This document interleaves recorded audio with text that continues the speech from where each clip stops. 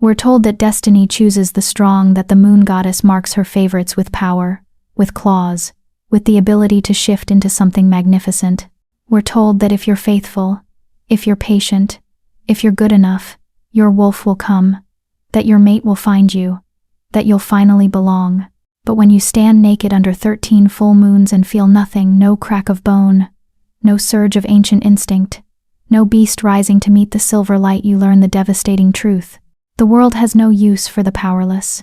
And when you're powerless in a world built on dominance, you don't just fade into the background. You become a target, a cautionary tale, a lesson in what happens when the goddess looks away. They called me the broken one, the girl whose wolf never came, the defect in an alpha bloodline that hadn't produced weakness in 7 generations. My own father couldn't meet my eyes after my 18th birthday passed without transformation. My mother stopped introducing me at pack gatherings, and my sister, golden, perfect, already showing signs of her future alpha strength, she stopped defending me altogether. But here's what no one tells you about being wolfless in a pack of predators. You learn to survive in ways they never have to.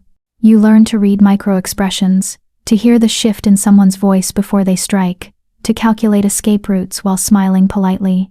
You learn that stories, the right words at the right time, can be sharper than any claw.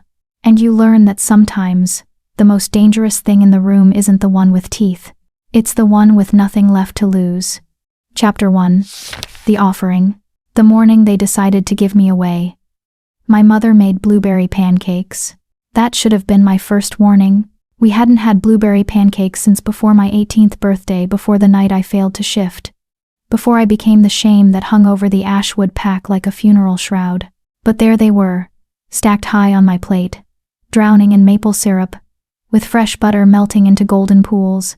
My sister Vera wasn't eating. She sat across from me, her amber eyes, wolf eyes, the kind I'd never have, tracking every movement I made. She'd shifted for the first time 3 months ago, at 17, early, even for an alpha's daughter. The pack had celebrated for 3 days straight. I'd smiled through every minute of it, cheeks aching, while something inside me quietly died. "Eat, Kiera," my mother said softly, not meeting my gaze. She'd stopped meeting my gaze 6 months ago. I picked up my fork. The pancakes tasted like ash. My father arrived as I was forcing down the last bite. Alpha Marcus Ashwood. No, wait. I need to change that name.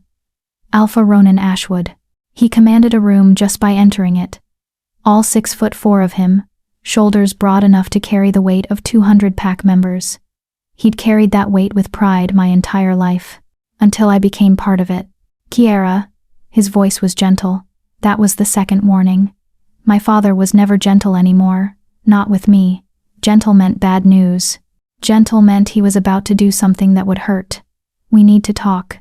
I set down my fork carefully, precisely, centered it on the plate, folded my hands in my lap. These small rituals of control were all I had left. "There's a situation," he continued, glancing at my mother. She still wouldn't look at me, suddenly fascinated by the pattern on her coffee mug. "The council has increased our tribute again." The council, the governing body of the 5 territories, made up of the strongest alphas from each region. They'd been squeezing smaller packs for years, protection money, they called it. Insurance against rogue attacks. Everyone knew it was just extortion with official paperwork. "We can't pay it," my father said bluntly. "Not in full, not this quarter.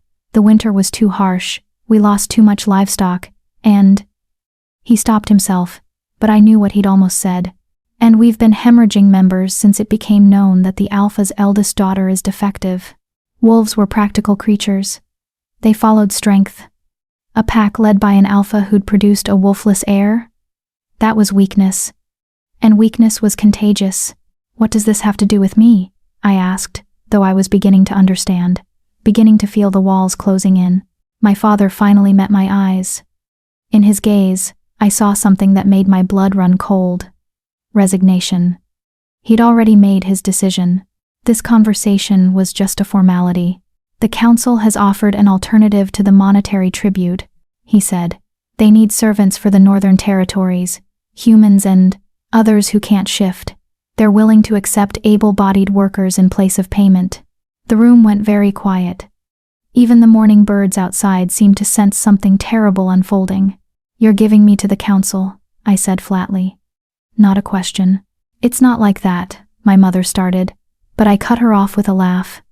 It came out sharper than I intended, edged with something that might have been hysteria if I let it loose. "What is it like then?" "You're trading me for a tax break. Kiera, does the pack know?" I looked between them. "Have you announced it yet?" "Good news, everyone. We've solved our financial problems by selling off the broken daughter. That's enough." My father's voice cracked like a whip, and I felt Vera flinch across the table. Alpha command. The kind that made pack members' wolves roll over and submit. It didn't work on me, it had never worked on me. One of the few benefits of being wolfless, but I still felt the weight of it. The anger. The shame beneath the anger. I was embarrassing him. Even now, even in this moment, my existence was an embarrassment. "You're right," I said quietly, standing up. My chair scraped against the floor with a sound like bones breaking. "I am enough. Enough to solve your problems. Enough to trade away. Just enough." "There's something else," my father said, and his voice had gone strange. "Careful. The council representative arriving today isn't just any collector. It's Beta Thornwood." I froze halfway to the door. Everyone knew about Beta Thornwood. He was the council's enforcer, the one they sent when packs couldn't pay, when examples needed to be made. He'd reportedly burned 3 pack houses to the ground last year when their alphas tried to negotiate. Wolves feared alphas. Alphas feared the council, and the council used Beta Thornwood like a blunt instrument. "He specifically requested you," my father added, "by name." The floor seemed to tilt under my feet. How does he even know about me? My parents exchanged a look I couldn't decipher. "Your condition has become somewhat known outside the pack," my mother said delicately. "The only wolfless daughter of an alpha bloodline in 3 generations. It's unusual. There are rumors that the council is collecting unusual cases for some kind of experiment," I finished. "Research. Are they going to cut me open to see what's wrong with me?" "We don't know," my father admitted, "but refusing him isn't an option. He'll be here by noon." I looked at Vera. She'd been silent through all of this, her hands clasped so tightly in her lap that her knuckles were white. "Do you have anything to say?" She opened her mouth, closed it, shook her head. Of course not. Vera was perfect, strong, powerful, destined to be alpha after our father. She'd never had to fight for anything in her life. Why would she start now? Why would she risk the council's displeasure for a sister who couldn't even shift? "I need to pack," I said. "Kiera," my mother reached for me, but I stepped back. "Don't." The word came out cold, final. "You've made your choice, let me make mine." I didn't have much to pack. Wolfless pack members weren't exactly showered with resources. Most of my clothes were hand-me-downs from Vera, taken in and patched up. I had my books, my precious, worn books that I'd collected from the pack library, the ones no one else wanted because they were too old or too damaged. I had the journal where I wrote my stories, the ones I told myself late at night when the loneliness became too heavy to bear, and I had the silver locket my grandmother had given me before she died, the only member of the family who'd never looked at me with disappointment. "You're not broken," she'd whispered on her deathbed, pressing the locket into my palm. "You're just different. And different isn't wrong, it's dangerous. To them, not to you. Remember that." I'd never understood what she meant. Different was weakness. Different was wrong. Different was why I was being traded away like livestock. I was shoving the last of my books into a canvas bag when Vera appeared in my doorway. She stood there silently, watching me with those wolf gold eyes that I'd never have, that I'd wanted so desperately for 18 years. "I'm sorry," she said finally. I didn't turn around. "Are you?" I didn't know they were going to. I mean, I knew things were bad financially, but I didn't think. "You didn't think they'd choose you over me?" I faced her then. "Really, Vera?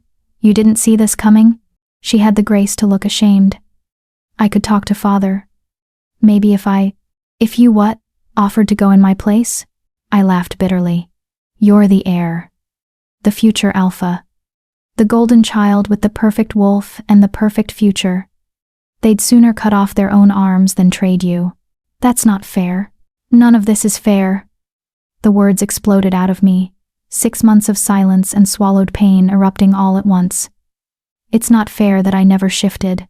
It's not fair that the pack looks at me like I'm diseased. It's not fair that my own parents can't stand to be in the same room with me. And it's not fair that you get to stand there and say you're sorry when we both know you're relieved. Relieved? Vera's voice rose, her wolf flashing behind her eyes, that telltale golden glow that meant she was close to shifting. You think I'm relieved that my sister is being taken away by the most dangerous beta in the territories? I think you're relieved you'll finally stop having to explain me, to apologize for me, to watch the pack whisper about how the alpha's bloodline has been tainted. I zipped my bag closed with shaking hands. I think you're relieved that the problem is solving itself. Vera stared at me for a long moment, and I saw something in her face that might have been genuine grief. But then she squared her shoulders, and her expression hardened. Alpha training, already taking root. You're right, she said quietly. I am relieved, not because I don't love you, but because watching you suffer has been killing me too, and I can't fix it. I can't make your wolf appear. I can't make the pack accept you. I can't make father see you the way grandmother did. She stepped closer, and I smelled the forest scent that clung to all shifters, pine and earth and wild things. But I can tell you this, Beta Thornwood didn't ask for you because you're broken. The council doesn't collect failures. They collect assets. Whatever they want you for, it's because you have something they need. Something that scares them enough to send their best enforcer to retrieve you personally. That's supposed to make me feel better? It's supposed to make you careful.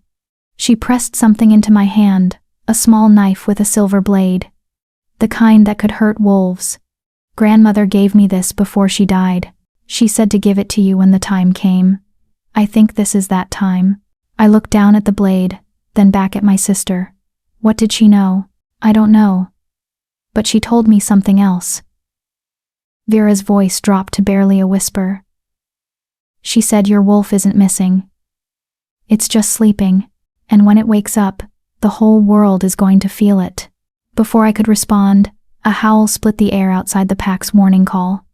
Someone was approaching the territory borders. Beta Thornwood had arrived. I'd imagined him as a monster, all teeth and scars and cruelty carved into flesh. But the man who stepped out of the black SUV in our pack's central square was something far worse. He was unremarkable. Average height, maybe 5 to 10. Lean build, not the massive frame most betas carried. Dark hair shot through with silver at the temples, pulled back in a neat ponytail. His face was angular, almost scholarly, with wire-rimmed glasses perched on his nose.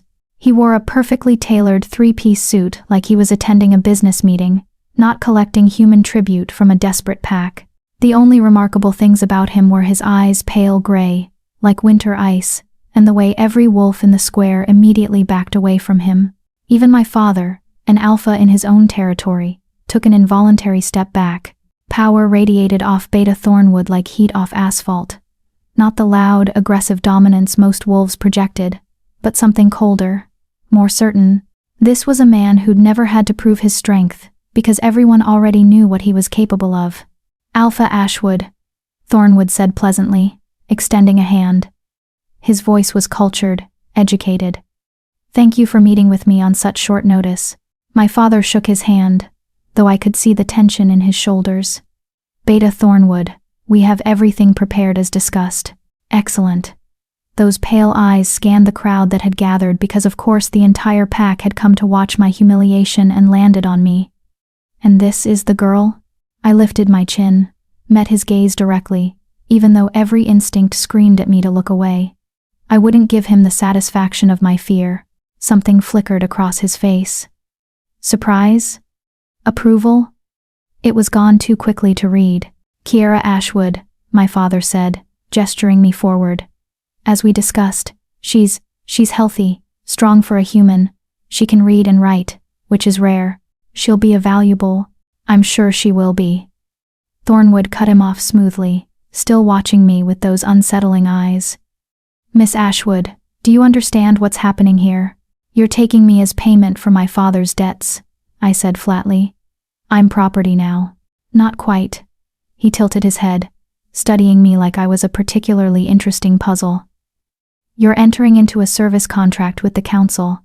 7 years of work in exchange for your pack's financial obligations being cleared. After that term, you'll be free to go wherever you wish. 7 years. 7 years of my life, traded away for a tax bill. And if I refuse? I asked. My father made a strangled sound. You didn't refuse the council. You didn't refuse Beta Thornwood. But Thornwood just smiled. It didn't reach his eyes. Then I leave empty-handed. Your father's pack is sanctioned for non-payment, and within 6 months, the council will absorb these territories into the northern holdings. Everyone here will be dispersed to other packs. Most will lose their rank, their homes, their family units. But you'll have your freedom. He said it so reasonably, so calmly, as if he wasn't threatening the destruction of 200 lives. So really, I said, I don't have a choice at all. We always have choices, Miss Ashwood. It's just that sometimes all our options are terrible. He gestured to the SUV. Shall we? I looked back at my family one last time. My father couldn't meet my eyes. My mother was crying silently. Vera stood rigid, her hand pressed to her side where she'd tucked the silver knife. No one was going to save me. No one was going to fight for me. I'd known that, really, but seeing them just let me go, something inside me crystallized, hardened. Goodbye, I said to them. To the pack. To the only home I'd ever known. Then I walked to the SUV and climbed inside, carrying my canvas bag and my grandmother's locket and absolutely nothing else. Beta Thornwood slid into the seat beside me. The driver, another wolf, I could smell him, started the engine without a word. As we pulled away from the pack square, Thornwood handed me a bottle of water and a thick folder. Your contract, he explained. I'd advise you to read it carefully. You're not going where you think you're going. I opened the folder with shaking hands. The first page was standard service terms, duration, basic expectations. But the second page made my breath catch. Destination: the Northern Citadel assignment. Personal service to High Alpha, Darius Blackthorn. Special notation: subject exhibits unique characteristics. Standard protocol waived. Direct assignment approved by High Alpha himself. I looked up at Thornwood. The High Alpha? I'm being sent to the High Alpha? Not just sent, Thornwood corrected. Requested. Personally. He's been looking for someone like you for a very long time. Someone like me? You mean someone wolfless? Someone broken? Those ice-gray eyes studied me again. And this time, I definitely saw it. Approval. Satisfaction. Like I'd passed some test I hadn't known I was taking. Someone, Beta Thornwood said softly, who has absolutely no idea what she really is. The SUV turned onto the highway, heading north. Heading toward the Citadel, heading toward whatever fate the High Alpha had planned for the wolfless girl who should never have existed. And as the miles stretched between me and everything I'd ever known, I felt something stir deep inside my chest. Not my wolf, I'd long since accepted that she would never come, but something else. Something that had been waiting, coiled and patient, for 18 years. Something that whispered, finally, chapter due. The Citadel. The drive north took 6 hours, but it felt like crossing into another world. We left behind the rolling hills and dense forests of the Ashwood territory, climbing higher into the mountains where the air grew thin and cold. The trees changed from oak and maple to towering pines that blocked out the sun, casting everything in perpetual twilight. Snow appeared on the roadside, then on the road itself, forcing the driver to slow down as we navigated switchbacks that dropped off into nothing. Beta Thornwood spent most of the journey working on a laptop, his fingers flying across the keys with mechanical precision. He'd removed his suit jacket and rolled up his sleeves, revealing forearms marked with scars, the kind you got from claws, from teeth, from surviving things that should have killed you. I tried to read my contract, but the legal language twisted around itself like brambles.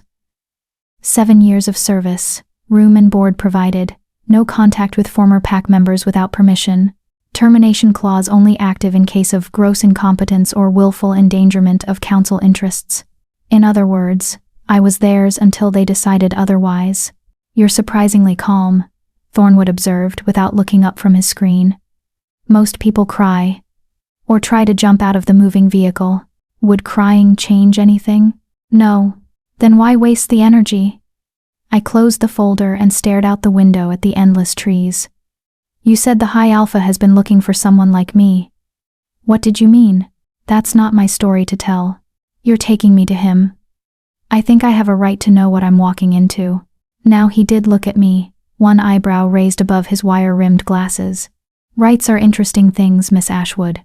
They exist only as long as someone more powerful agrees to honor them. In your current position, I'd focus less on rights and more on survival. Thanks for watching. Is he going to kill me? The High Alpha? Thornwood actually smiled, and it transformed his face from unremarkable to something almost handsome. Almost. No. If he wanted you dead, he wouldn't have sent me to collect you personally. He'd have simply sent a termination order to your father.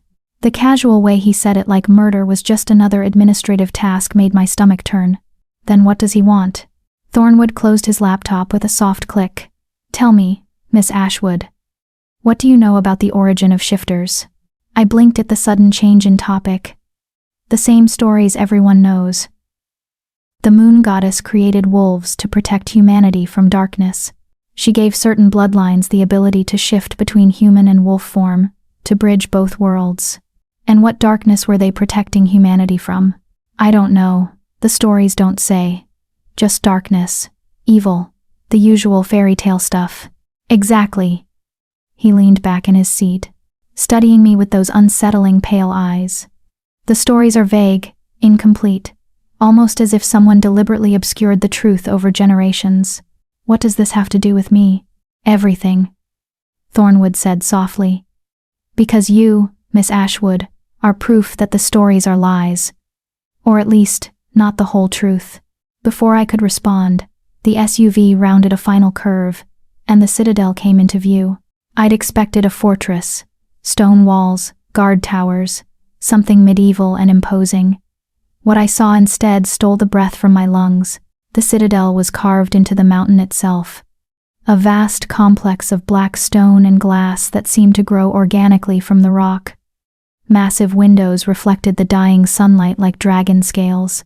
Towers spiraled upward, connected by bridges that looked impossibly delicate, as if they were made of ice rather than steel. At the very peak, a single structure rose above everything else. A palace of dark marble veined with silver, crowned with spires that pierced the clouds. It was beautiful, terrifying, wrong in some fundamental way that made my skin prickle with warning. Welcome, Thornwood said, to the seat of the High Alpha's power, home to the Council of Five, heart of shifter civilization. It's enormous, 3,000 permanent residents, another 1,000 in rotating positions, guards, servants, diplomats, traders. The entire northern economy runs through these walls. He gestured to the sprawling complex below the palace. The lower levels house the administrative offices, barracks, training grounds, and servant quarters. The middle levels are reserved for ranked pack members and visiting dignitaries. And the upper palace. He paused, something unreadable crossing his face. The upper palace belongs to the High Alpha alone. Is that where I'm going? Eventually. First, processing. The SUV descended into an underground garage that seemed to tunnel endlessly into the mountain. We passed security checkpoints where armed guards examined the vehicle with mirrors and scanners, their eyes glowing wolf gold in the artificial light. No one stopped us. Beta Thornwood's presence was apparently clearance enough, but I felt their stares tracking me through the tinted windows. Wolfless, their expressions said. Broken, weak. I'd seen that look my entire life. I should have been numb to it by now. We parked in a private bay, and Thornwood led me through a maze of concrete corridors that all looked identical. Fluorescent lights buzzed overhead. The air smelled of disinfectant and stone and something else. Something wild and musk-heavy that made my pulse quicken. Fear, I told myself. You're smelling your own fear. We stopped at a steel door, marked only with a number, 247. Thornwood pressed his palm to a scanner, and the door slid open with a pneumatic hiss. Inside was a processing room, straight out of a nightmare. White tile covered every surface, reflecting the harsh overhead lights, until the space felt both infinite and claustrophobic. Medical equipment lined the walls, scanners, syringes, instruments I couldn't name. In the center sat a single chair with restraints dangling from the arms and legs. A woman waited beside it, tall and severe in a white coat. Her hair was pulled back so tightly it seemed to stretch her skin, and her eyes were the flat black of a shark. Dr. Reeves. Thornwood greeted her with a nod. This is Kiera Ashwood. The High Alpha's special assignment. Dr. Reeves circled me slowly, examining me like I was a specimen under glass. Wolfless? Confirmed. Age of first heat? I felt my face burn. I don't. She's infertile, Thornwood said clinically. Medical records confirm no heat cycles, no pheromone production, no mate bond capability. The doctor made a note on her tablet. Interesting. And the bloodline? Pure alpha heritage on both sides. 7 generations of unbroken alpha succession on her father's line. 6 on her mother's, which makes this even more curious. Dr. Reeves grabbed my chin, tilting my face toward the light. Her fingers were cold, impersonal. No physical abnormalities, good bone structure, clear skin. By all external measures, she should have shifted. But she didn't, Thornwood said, which is why she's here. The doctor released me and gestured to the chair. Sit. We need samples, blood, saliva, hair follicles with roots attached. Standard medical scan. The High Alpha wants a complete baseline before she stopped herself, before she begins her duties. I didn't move. What if I refuse? Dr. Reeves looked at Thornwood. He sighed, removed his glasses, and pinched the bridge of his nose like I was a particularly tedious problem. Miss Ashwood, we can do this 2 ways. You can sit in the chair voluntarily, and this will be quick and relatively painless. Or I can have you restrained, and Dr. Reeves will take what she needs while you scream. The High Alpha wants you functional, not comfortable. Choose. The casualness of the threat, the absolute certainty that he would follow through, made my decision for me. I walked to the chair and sat down, gripping the armrests until my knuckles went white. Smart girl, Dr. Reeves murmured, already moving toward me with a needle. The next hour was a blur of clinical violation. Blood drawn from both arms. Saliva swabbed, hair yanked out by the roots. A full-body scan that left me feeling exposed despite being fully clothed. Dr. Reeves worked in silence, efficient and detached, while Thornwood stood by the door reading something on his phone. I focused on breathing, on staying present, on not letting them see how much this was breaking me. Remarkable, Dr. Reeves finally said, studying her tablet. Her DNA shows all the markers for shifter heritage. The genetic sequences are intact. By every measurable standard, she should be able to shift. But the activation gene, the one that triggers first transformation, it's dormant, not absent, not damaged, just asleep. She looked at me with something that might have been hunger. I've never seen anything like it. It's as if her wolf is there, fully formed, just waiting for the right stimulus to wake it. My grandmother's words echoed in my mind. Your wolf isn't missing, it's just sleeping. And when it wakes up, the whole world is going to feel it. Can you wake it? Thornwood asked. I don't know. I'd need time to study her, run more tests. You'll have your opportunity, but not yet. The High Alpha wants her as she is for now. He checked his watch. We're late. He's waiting. Dr. Reeves looked disappointed, but she stepped back. Send her back to me weekly for monitoring. If there are any changes, any signs of activation, I want to know immediately. Of course. Thornwood gestured for me to stand. Come along, Miss Ashwood. Time to meet your new master. The palace was accessed through a private elevator that required both a keycard and a fingerprint scan. As we rose through the mountain, my ears popped from the pressure change. Thornwood had put his suit jacket back on and straightened his tie, the casual demeanor from earlier replaced by something more formal, more careful. He was nervous, I realized. Beta Thornwood, the council's most feared enforcer, was nervous about this meeting. That should have terrified me. Instead, it crystallized something inside me, a cold, sharp certainty. Whatever was about to happen, Fear wouldn't save me. Compliance wouldn't save me.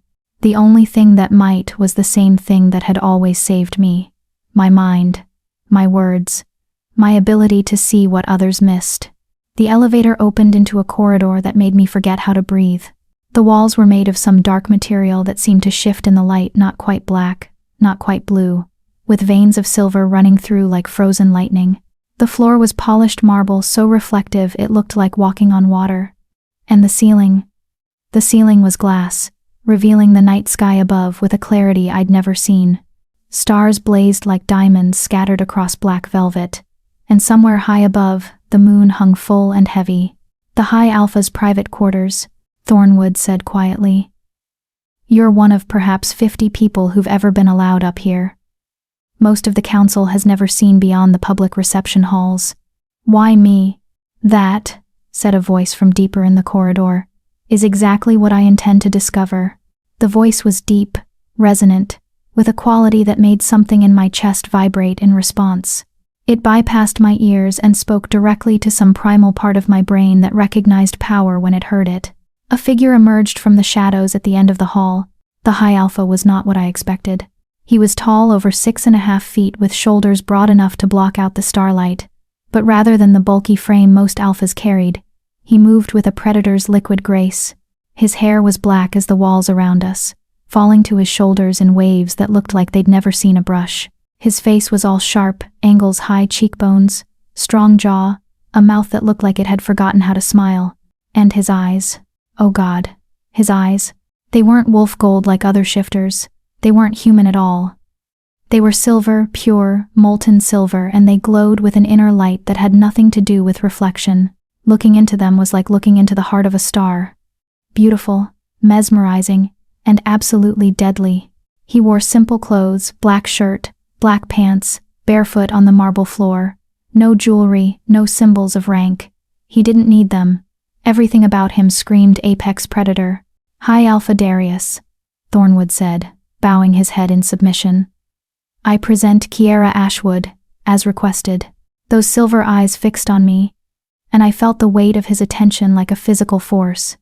Every instinct I had screamed at me to look away, to submit, to make myself small and unthreatening. I met his gaze instead. Something flickered across his face, surprise, definitely, and something else I couldn't name. He took a step closer, then another, until he stood directly in front of me. This close, I could smell him, cedar and snow and something wild that made my head spin. "You don't fear me," he observed. Not a question, a statement of fact.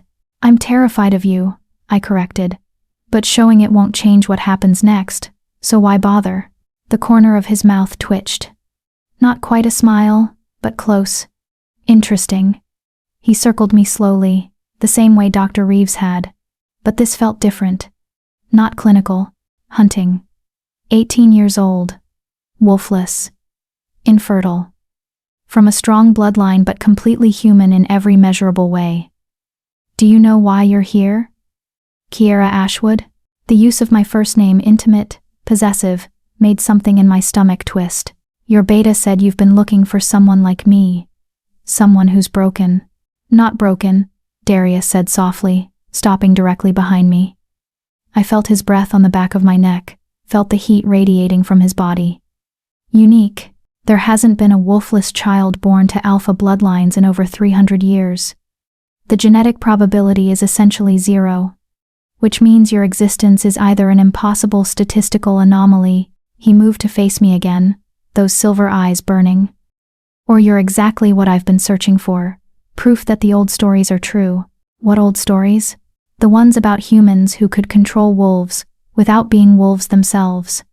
The ones about a power that existed before the moon goddess created shifters. The ones that have been systematically erased from every historical record I can find." He tilted his head, studying me with an intensity that made my skin prickle. "Tell me, Kiera, have you ever made a wolf do something against its will? Have you ever spoken a command and had it obeyed by a shifter, even though you have no alpha authority?" I thought back to all the times pack members had seemed confused by their own reactions to me, the way wolves sometimes hesitated when I spoke, even though they had no reason to. The strange incidents that I'd always attributed to luck or coincidence. I don't know, I said honestly. Maybe. I thought I was imagining it. You weren't. Darius stepped back, gesturing down the corridor. Come. We have much to discuss, and I find I'm curious about you, Kiera Ashwood. Very curious indeed. He turned and walked deeper into the palace, clearly expecting me to follow. I looked back at Thornwood. The beta gave me the smallest nod, not quite encouragement, but acknowledgement. You're on your own now. I adjusted the strap of my canvas bag on my shoulder and followed the high alpha into the darkness, each step taking me further from everything I'd ever known and closer to whatever truth he'd brought me here to find. Behind us, the elevator doors closed with a soft chime. There was no going back now. If Kiera's journey is breaking your heart the way it's breaking mine, hit that subscribe button, because girls like Kiera, the ones discarded by their own families, the ones told they're worthless, they deserve witnesses. They deserve people who won't look away when the world tries to erase them. Drop a comment and tell me, have you ever been the one nobody wanted? The mistake everyone tried to hide? Because Kiera needs to know she's not alone in this. And honestly, so do you. Chapter 3. The Beast Beneath. The High Alpha's private chambers were a study in contrasts. The main room was vast, with floor-to-ceiling windows that overlooked the entire Northern Territories. I could see for miles endless forests blanketed in snow, mountains jutting up like broken teeth. And far below, the lights of the Citadel complex glittering like a constellation brought to Earth. The furnishings were sparse but exquisite. A massive desk, carved from a single piece of dark wood. Bookshelves that climbed to the vaulted ceiling. Leather chairs positioned near a fireplace, where flames danced without any visible fuel source. But beneath the elegance, there was something raw, feral. Deep gouges scarred the marble floor, the kind made by claws that should never have been indoors. One entire wall was bare stone, the mountain itself exposed, with scratch marks that went up 20 feet, impossible for any human or wolf to reach. And the smell. Beneath the cedar and snow, there was something else, something that made the hair on the back of my neck stand up. Not quite wolf, not quite human. Something other. Darius moved to a sideboard and poured 2 glasses of amber liquid from a crystal decanter. Sit, he said, gesturing to one of the leather chairs. I remained standing. I'd rather not. He turned, one eyebrow raised. In his hand, the glass caught the firelight, turning the liquid to molten gold. Is this defiance, or just stubbornness? Self-preservation. Every instinct I have says sitting down in front of a predator is a bad idea. That almost smile flickered across his face again. Smart. He set down the glasses and leaned against the desk, crossing his arms. Very well. Stand if you prefer. But you might want to brace yourself for what I'm about to tell you. I've been traded away by my family, poked and prodded like livestock, and brought to a mountain fortress to meet an alpha whose eyes shouldn't exist. I think I'm already braced. Are you? Those silver eyes pinned me in place. Tell me, Kiera, what do you know about the Forgotten War? I searched my memory. There was a great war before the territories were unified. Different packs fighting for dominance. It lasted decades and nearly destroyed shifter civilization. The council was formed to prevent it from happening again. That's the sanitized version. They teach children. The truth is far more interesting and far more dangerous. Darius pushed off from the desk and began to pace, his movements restless, barely contained. The Forgotten War wasn't between shifter packs. It was between shifters and something else. Something that had the power to control us, to command us, to strip away our free will with nothing more than their voice. My mouth went dry. That's not possible. Shifters answer only to rank and dominance. Now yes, but 500 years ago? He stopped at the window, his reflection ghostly in the glass. 500 years ago, there was another kind of power. Humans. A specific bloodline of humans who could speak in a frequency that bypassed our consciousness and went straight to the wolf. They called themselves speakers, and they ruled over shifters like gods. The stories say the moon goddess created wolves to protect humanity. The stories lie. He turned to face me, and in the firelight, his eyes seemed to burn brighter. The moon goddess didn't create wolves. She created a defense against the speakers. She took human bloodlines and gave them the ability to shift, to access animal instinct and strength, hoping it would make them immune to speaker commands. It worked. Partially. Shifters could resist speakers better than regular humans, but we were never truly free of their influence. I thought of all the times I'd spoken and wolves had obeyed without understanding why. All the moments I'd attributed to luck or coincidence. You think I'm one of these speakers? I think, Darius said carefully, that you carry the bloodline. Whether the power is active or dormant remains to be seen. That's what I intend to discover. And if I am? If I have this power? Then you're the first speaker born in over 300 years. And you're either the most valuable asset in the territories, his expression darkened, or the most dangerous threat to every shifter alive. The weight of his words settled over me like a shroud. Is that why I'm wolfless? Because I'm supposed to be something else? Perhaps. Or perhaps your wolf is there but suppressed by the speaker gene. Dr. Reeves said your activation marker is dormant, not absent. That suggests both bloodlines are present, locked in some kind of stalemate. He moved closer, each step deliberate. Tell me what happened on your 18th birthday, when you failed to shift. Every detail, no matter how small. I didn't want to revisit that night. It had been the worst night of my life. The death of every hope, every dream, every possibility for belonging. But something in his voice compelled honesty. It was a full moon. The pack gathered in the ceremonial clearing like always.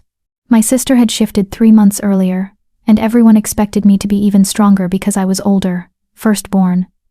I wrapped my arms around myself, suddenly cold despite the fire. My father performed the traditional blessing. My mother painted the moon symbols on my skin. When midnight came, I walked to the center of the circle and waited. What did you feel? Nothing. Everyone else described it like a storm building inside them, this pressure that had to break free. I felt empty, hollow, like there was supposed to be something there, but it had been scooped out and replaced with air. I closed my eyes, but the memory played behind my eyelids anyway. I stood there for an hour.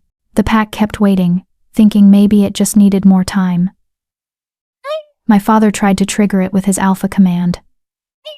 Nothing worked. Eventually, people started leaving. By dawn, it was just my family and me, and they couldn't even look at me. When I opened my eyes, Darius was standing directly in front of me. I hadn't heard him move. Did anyone touch you during the ceremony? Speak words that seemed strange or out of place? My grandmother came to see me before it started. She was too sick to attend the actual ceremony, but she insisted on seeing me first. I remembered her frail hands gripping mine, the fevered brightness in her eyes.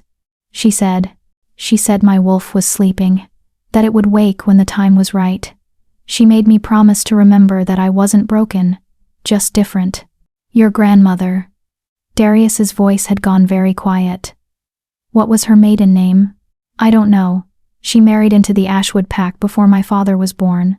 Why? Because I think your grandmother knew exactly what you are. I think she recognized the signs and tried to warn you. He reached out slowly, giving me time to pull away, and touched the silver locket hanging around my neck. May I? I nodded, and he opened it with careful fingers. Inside were 2 pictures, one of my grandmother as a young woman, beautiful and fierce, and one of a symbol I'd never understood. 3 interlocking circles with a crescent moon in the center. Darius's expression shifted to something almost like awe. This is the mark of the speaker families. The 3 circles represent the triad of power: body, mind, and voice. The crescent represents the incomplete moon power that waxes and wanes, but never truly disappears. If my grandmother knew, why didn't she tell me? Why let me suffer thinking I was defective? Protection, most likely. If anyone discovered what you were, you'd be killed immediately. The council has standing orders to eliminate any potential speaker bloodlines on sight. It's the first law written into our founding documents. He closed the locket gently. Your grandmother kept you safe the only way she could, by keeping you ignorant. But you're part of the council, the High Alpha. If there are orders to kill speakers, why am I still alive? Those silver eyes met mine, and in them, I saw something I hadn't expected: pain. Old pain, the kind that had scarred over but never truly healed. Because I'm not like other shifters, Darius said softly. I'm not even really a wolf. Before I could process that statement, his form began to change. I'd seen shifters transform hundreds of times. It was usually quick, a ripple of power, a blur of motion, and suddenly a wolf stood where a human had been. Painful, yes, but over in seconds. This was nothing like that. Darius's transformation was slow, agonizing.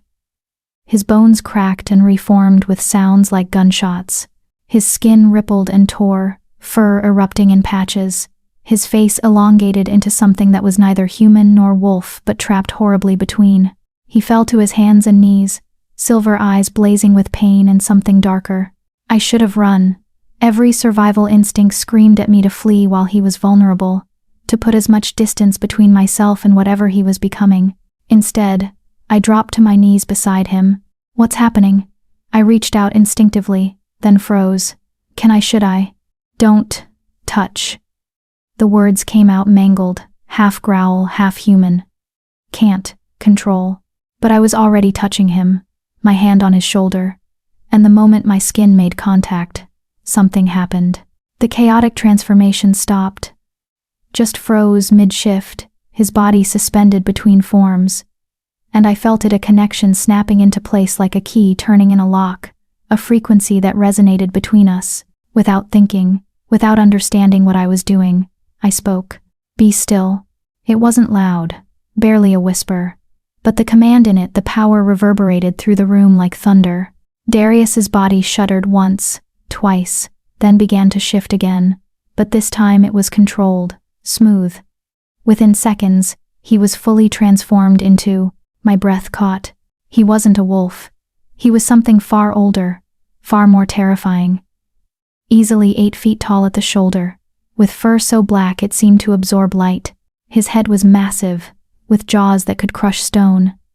But his eyes were still silver, still conscious, still utterly aware. A dire wolf. The kind from legends, from the old times before the territories, before civilization. The kind that had supposedly gone extinct centuries ago. You're beautiful, I whispered, and meant it. The great beast Darius lowered his head slowly until it was level with mine. His breath was hot against my face, carrying that cedar and snow scent amplified 100-fold. He studied me with those intelligent silver eyes, and I felt the weight of his attention like a physical caress. Then he did something that shocked me to my core. He pressed his massive head against my chest, just over my heart, and made a sound that was almost like a purr. Submission, from the high alpha, from the most powerful shifter in all the territories, to me, the wolfless girl, the broken one. My hand moved without conscious thought, burying itself in his fur. It was softer than I'd imagined, thick and warm. Beneath it, I could feel his heartbeat slower than it should be, stronger, like a drum echoing through earth. I don't understand, I said. What are you? He pulled back and began to shift again. This time, the transformation was quick, painless, perfectly controlled. In moments, Darius stood before me again, naked and unbothered by it, his chest heaving with exertion. I'm a mistake, he said. A genetic throwback to before shifters were refined by the moon goddess. Most alphas have increased size and strength in wolf form. I have this, he gestured at himself. Something that should be extinct, something that requires an enormous amount of will to control. Without constant focus, I could lose myself entirely to the beast, become feral, mindless. But when I touched you, when I spoke, you shifted perfectly, because you commanded it. He grabbed a robe from somewhere and wrapped it around himself, his movements shaky, because in that moment, your speaker bloodline activated, and I had no choice but to obey.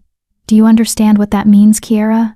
You controlled me, the high alpha, the beast that every wolf in these territories fears. You brought me to heel with 2 words. I stared at my hands like they belonged to a stranger. I didn't mean to. I just wanted to help. Intent doesn't matter. Power matters, and you have power over me. He laughed, but there was no humor in it. Over all of us, potentially. If you can command me, you can command any shifter alive. You're the first speaker in 3 centuries. And you've just proven that the old bloodline still works. So what happens now? I looked up at him. You said the council has orders to kill speakers on sight. Are you going to kill me? Darius was quiet for a long moment, his silver eyes studying me with an intensity that made my skin prickle. Finally he spoke, and his voice was soft, dangerous. No. I'm going to train you. Teach you to control your power so you don't accidentally command every wolf you meet. And in exchange, he moved closer, until we were inches apart. You're going to help me break the curse that made me this way, because if anyone can reach into the core of shifter magic and change it, it's a speaker. And if I refuse, you won't. It wasn't a threat. It was certainty. Because you felt it too, just now. That connection when you touched me. That recognition. Speakers and shifters were never meant to be enemies, Kiera. We were meant to be partners, bound together, 2 halves of one whole. You're talking about mate bonds. I'm talking about something older than mate bonds. Something the moon goddess tried to destroy when she created shifters. His hand came up slowly, giving me every chance to move away, and cupped my cheek. His palm was warm, calloused, and the touch sent electricity racing down my spine. Your wolf is sleeping because it's waiting for permission. Not from the moon, from you, and the speaker inside you. That's insane. Is it? Your grandmother said your wolf would wake when the time was right. Maybe the time is right when you accept both parts of yourself, the shifter bloodline that wants to submit to instinct, and the speaker bloodline that demands control. He leaned in, his voice dropping to barely a whisper. Maybe you need someone who can survive both, who can submit to your commands without losing himself, who can challenge the speaker while protecting the wolf. You're saying you want to be that person. I'm saying I'm the only person who can be. Any other wolf would either try to dominate you or be destroyed by your power. I'm the only one strong enough to meet you as an equal. My mind raced. This was too much, too fast. Hours ago, I'd been the pack's shame, the broken daughter no one wanted. Now I was supposedly some legendary power that could control all shifters, and the High Alpha himself was offering to. What? Train me? Bind himself to me? I need time, I said, to process this, to understand what I am. Of course. Darius stepped back, giving me space. But time is a luxury we may not have.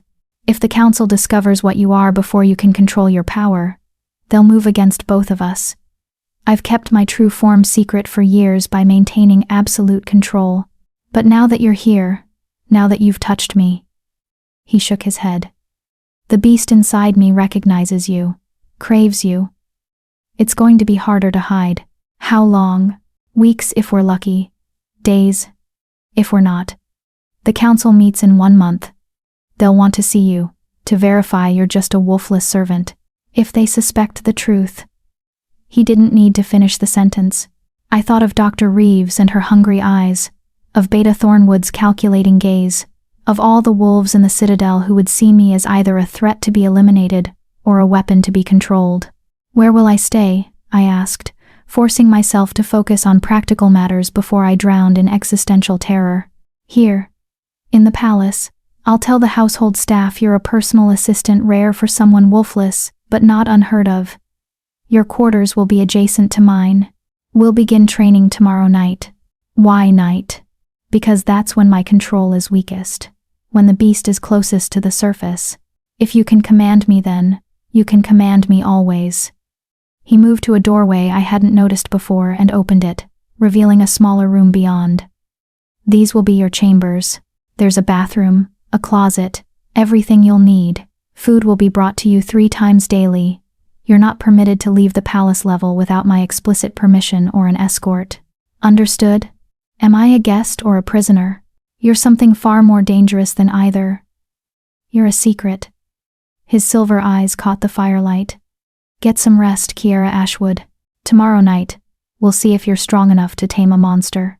He turned to leave, then paused. One more thing. That silver knife your sister gave you, keep it close. If I ever lose control completely, if the beast takes over and I become a threat to you, don't hesitate. cut deep and fast. It's the only thing that can stop me. You want me to kill you if necessary. I want you to survive, he corrected, no matter the cost.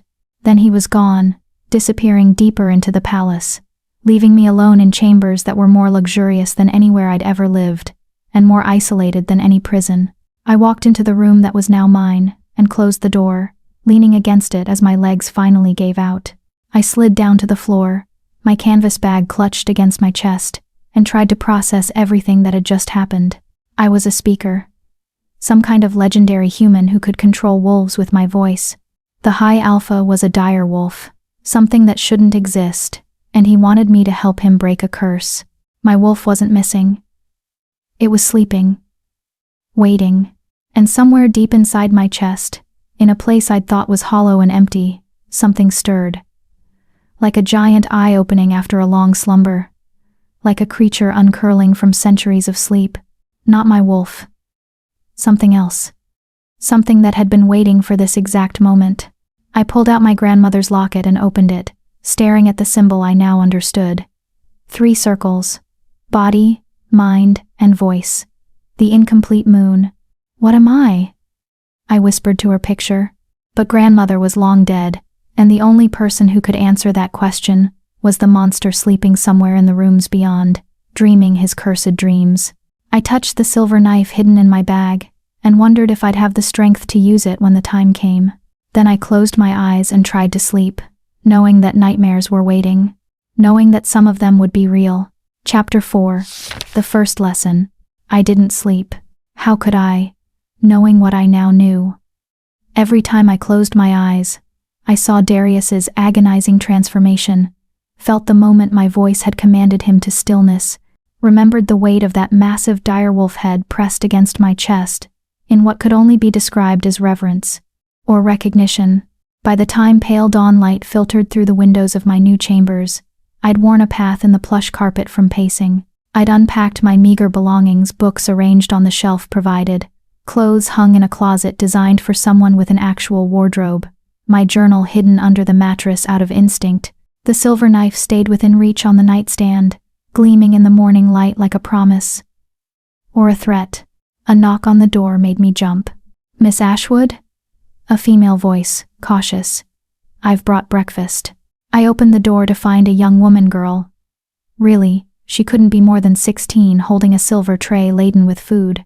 She had the telltale gold flicker in her eyes that marked her as a shifter, but her scent was muted, submissive. Omega, probably. Assigned to servant duties. "Thank you," I said, taking the tray. "What's your name?" She blinked, clearly surprised I'd asked. "Luna, miss. If you need anything, there's a bell pull by your bed. I'm assigned to this wing." "Luna." I gestured for her to come in, setting the tray on the small table by the window.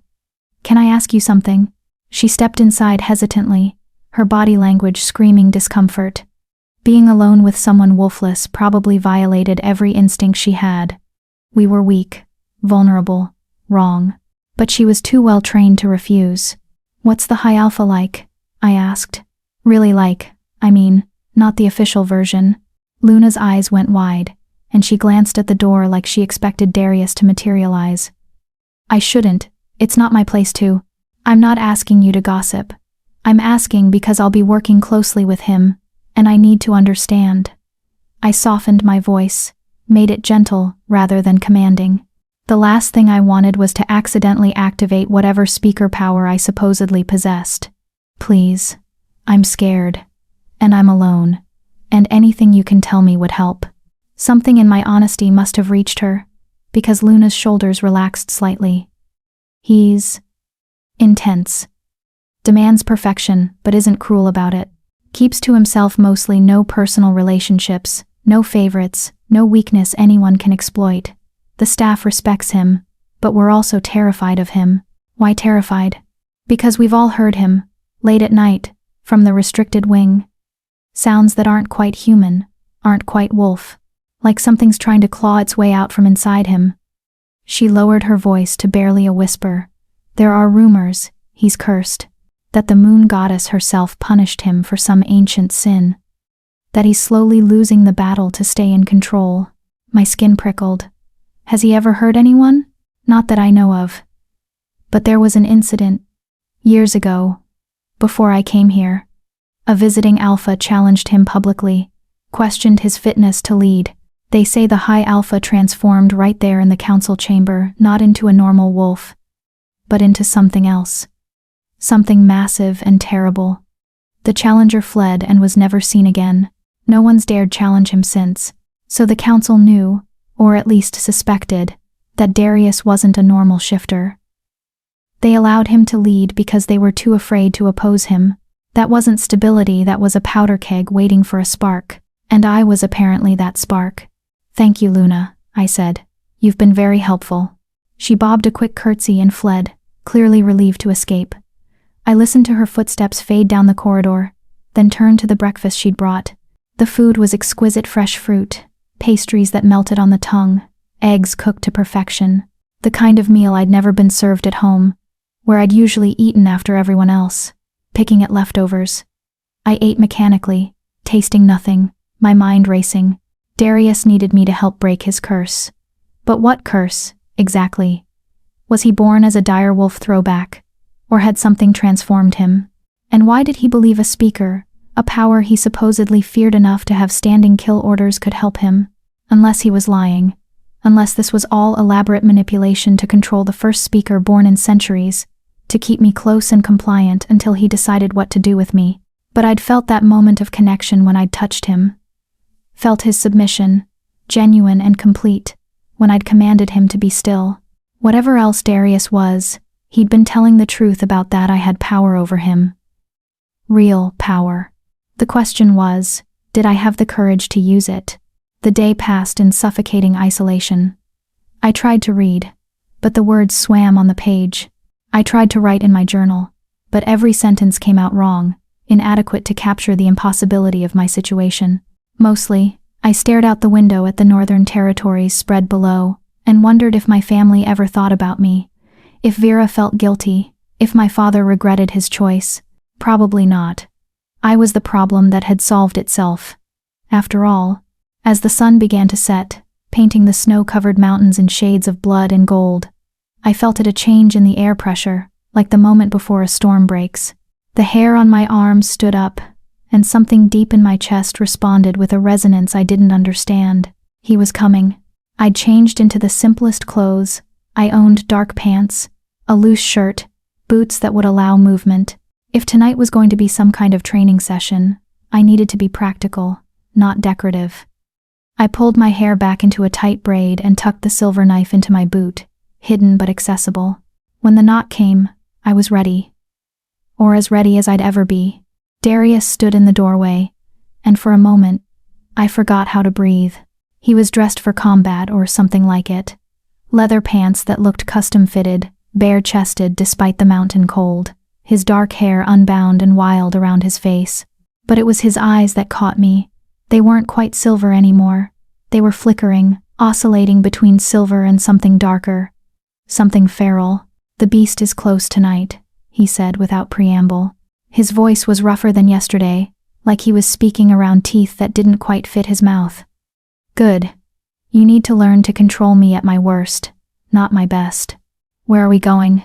"The restricted wing, where I can lose control without endangering the entire citadel." He turned and started walking, clearly expecting me to follow. "Come. And Kiera? If at any point you feel genuinely threatened, run. Don't hesitate, don't try to reason with me. Just run and seal the doors behind you. There's a panic room at the end of the hall. Code is 1847. Lock yourself in and don't come out until morning." That's not exactly inspiring confidence. It's not supposed to inspire confidence.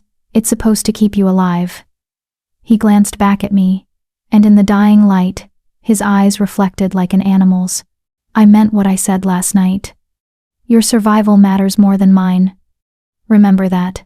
We walked through corridors I hadn't seen before, each one darker and more isolated than the last. The temperature dropped as we descended, not stairs exactly, but a gentle downward slope that took us deeper into the mountain. The polished marble gave way to raw stone, and the electric lights became torches burning with that same impossible fire from the fireplace.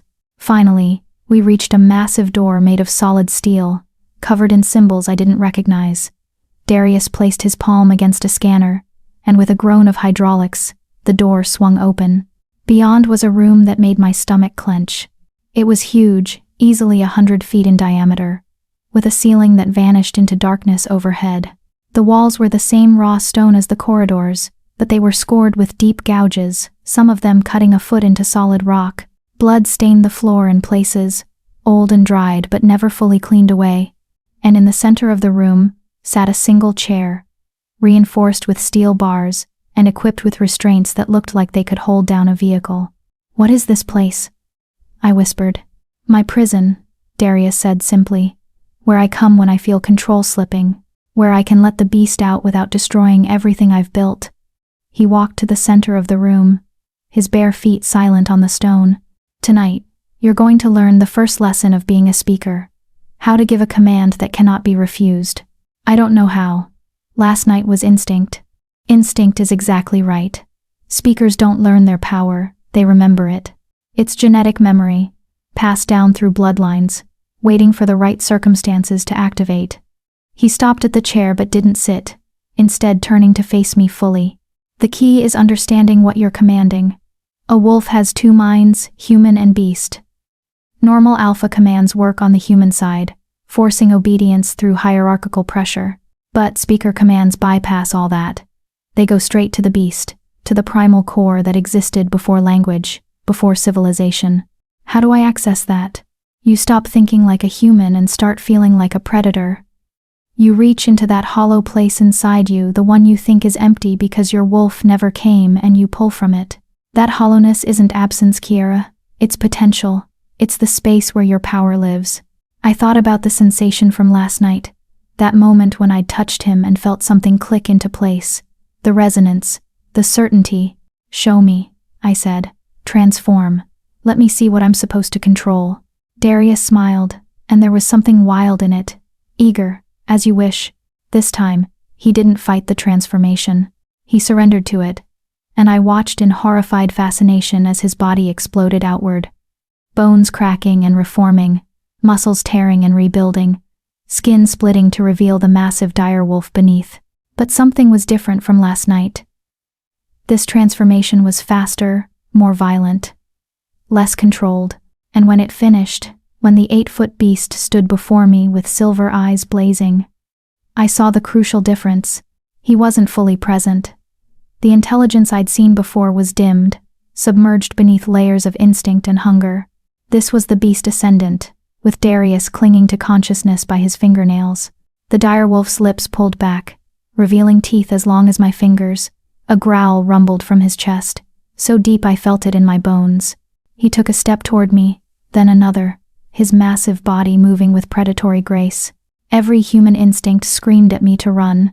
Instead, I held my ground and reached for that hollow place inside me, the space where my wolf should have been, and I felt it not emptiness, but something vast and sleeping, coiled like a serpent waiting to strike. "Darius," I said, and my voice came out different, layered, as if something else was speaking through me. "Stop." The direwolf froze mid-step, one massive paw suspended in air. His whole body trembled with the effort of fighting whatever compulsion I'd just laid on him, but he couldn't move, couldn't advance. I felt it then, the connection snapping taut between us like a cord made of pure will.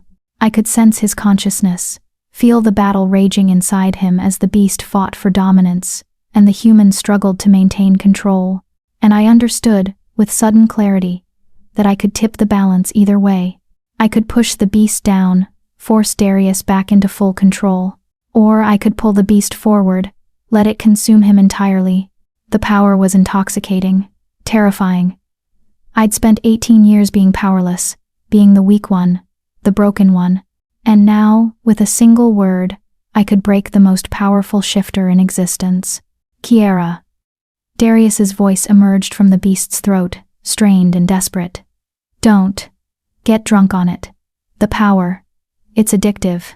It will corrupt you." He was right. I could feel it, the temptation to push, to test the limits of what I could make him do, to prove that I wasn't weak, wasn't worthless, wasn't the broken girl my pack had thrown away. With tremendous effort, I pulled back, released the command. "You can move." The dire wolf shuddered and immediately backed away, putting distance between us. Then he began to shift again, but this time it was all wrong, too fast, too chaotic. He was losing his grip, the beast trying to reassert control, even as the human fought to surface. "Darius," I stepped forward without thinking. "Focus on my voice, follow it back." But he couldn't hear me. The transformation was stuck, his body caught in that horrible in-between state, and I could see the pain in those silver eyes as both sides of him tore at each other for dominance. I did the only thing I could think of. I closed the distance between us and placed both hands on his malformed face. Ignoring the heat of his skin, the wrongness of his half-transformed features. "Be human," I commanded, putting every ounce of will I possessed into the words. "Be Darius. Come back." The power flowed through me like lightning, and I felt it the exact moment the speaker command overrode everything else, forcing his body to comply. The transformation completed in a rush, and suddenly I was holding a human face instead of a beast's muzzle. Darius collapsed against me, his full weight driving us both to our knees. He was shaking, gasping for breath, his skin fever-hot and slicked with sweat. "I've got you," I murmured, and was surprised to find I meant it. This man, this monster who'd bought me like property, who represented everything I should fear, I was holding him like something precious. "You're okay. You're human. You're here." That was. He pulled back enough to look at me, and his eyes were pure silver again, fully his own. "That was extraordinary. You didn't just command the beast, you commanded both sides of me at once. Forced unity, where there should be war. Is that what the curse is? You can't reconcile your human and beast sides? It's more complicated than that." He stood on shaky legs, offering me a hand up. "But yes, essentially. The dire wolf form is too powerful, too primitive. It wants to consume the human entirely. Every transformation is a battle to come back. Eventually, maybe in years, maybe in months, I'll lose that battle. I'll become dire wolf permanently, and the human will die. And you think I can stop that? How? Because speakers were originally created to be bonds for shifters, not masters, partners. The moon goddess took that away when she reformed shifter magic, severed the bond so wolves could be independent. But the genetic memory is still there, in both our bloodlines. If we can reforge that bond." He stopped, suddenly looking uncertain, vulnerable in a way I hadn't seen before. "If we can connect the way speakers and shifters were meant to, maybe it will give me an anchor. Something to hold on to when the beast tries to take over." "You're talking about a permanent bond, like mates. Similar, but older, deeper. Mate bonds are romantic, chosen. Speaker bonds are fundamental, soul deep. Once forged, they can't be broken except by death." I stared at him, trying to process what he was asking. "You want me to bind myself to you, forever? To be responsible for keeping your beast under control for the rest of our lives?" "Yes. That's insane. I'm 18 years old. I barely understand what I am, and you want me to tie my entire existence to yours? I know it's unfair. I know you deserve better than being a cage for a monster. But Kiara..." He reached out and took my hand, his fingers gentle despite the calluses. "You're the first speaker in 3 centuries. If you die, that power dies with you.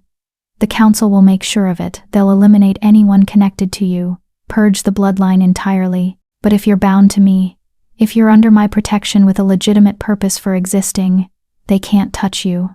So this isn't just about saving you. It's about saving me too. It's about saving both of us. And maybe..." He hesitated, and for a moment, he looked young, lost. "Maybe finding something that was taken from both our bloodlines. Connection, purpose, belonging." The words hit harder than they should have. Belonging. That's all I'd ever wanted, to belong somewhere. To someone. To be valued for what I was, rather than rejected for what I wasn't. But binding myself to Darius meant accepting that I'd never have a normal life. Never have choices. Never be free to discover who I could become without a monster's leash around my neck. Except, was that really different from what I'd already lost? I'd never had freedom in my pack. never had choices. I'd been trapped by my wolflessness just as surely as Darius was trapped by his beast. At least this trap came with power, with purpose, with someone who looked at me and saw potential instead of failure. I need time, I said finally, to learn control, to understand what I am. I'm not saying no, but I'm not saying yes either. Not yet. Fair enough. Darius released my hand and stepped back, giving me space. We'll continue training, every night, until you're strong enough to control me, even at my worst. And when you're ready, if you're ever ready, we'll perform the binding ritual. And if the council discovers what I am before then? His expression hardened, and I saw the high alpha emerge, the leader who'd held power through fear and strength. Then I'll do what I've always done. Whatever is necessary to survive, even if that means declaring war on the council itself. The casual way he said it, war against the most powerful governing body in the territories, should have terrified me. Instead, it was oddly comforting. Whatever else Darius was, he was committed. He'd fight for me, protect me, even against impossible odds. No one had ever fought for me before. Same time tomorrow?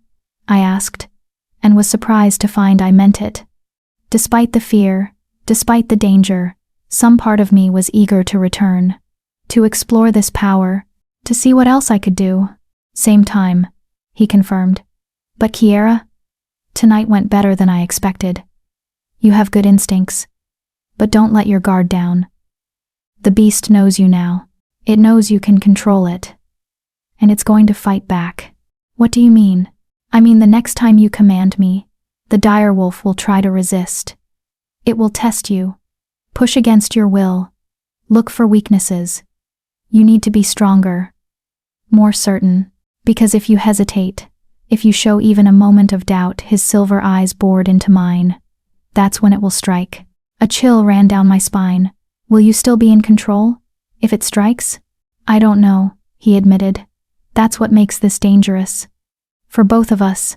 He walked me back to my chambers, maintaining a careful distance, his posture rigid with the effort of staying in control.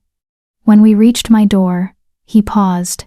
You did well tonight, better than I hoped. Sleep well, Kiera Ashwood.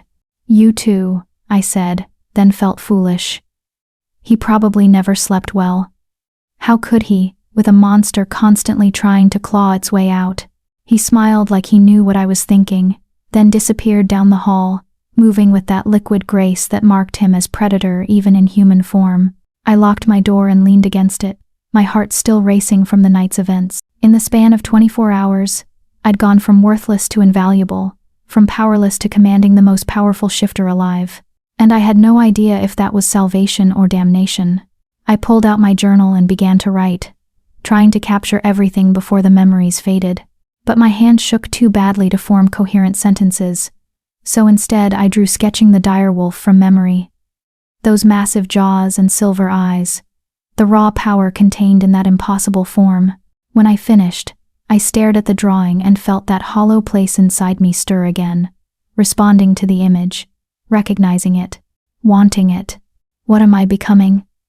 I whispered to the empty room, but the only answer was silence, and the distant sound of something howling in the restricted wing, something that might have been Darius, or might have been the beast, dreaming of freedom.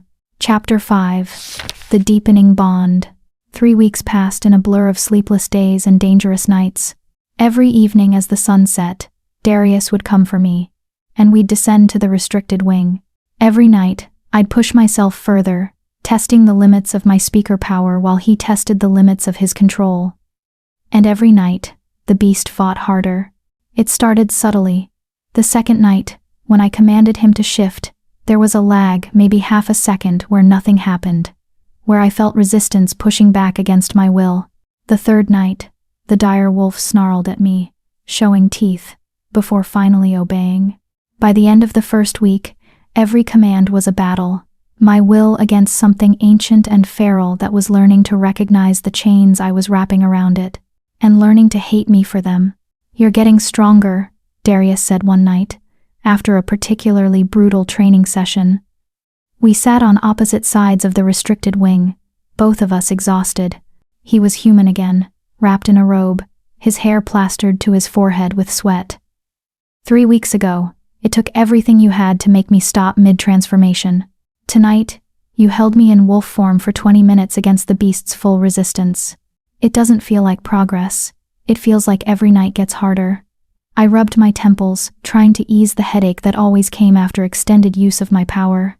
It was like a muscle I'd never used before necessary, growing stronger, but the development was painful.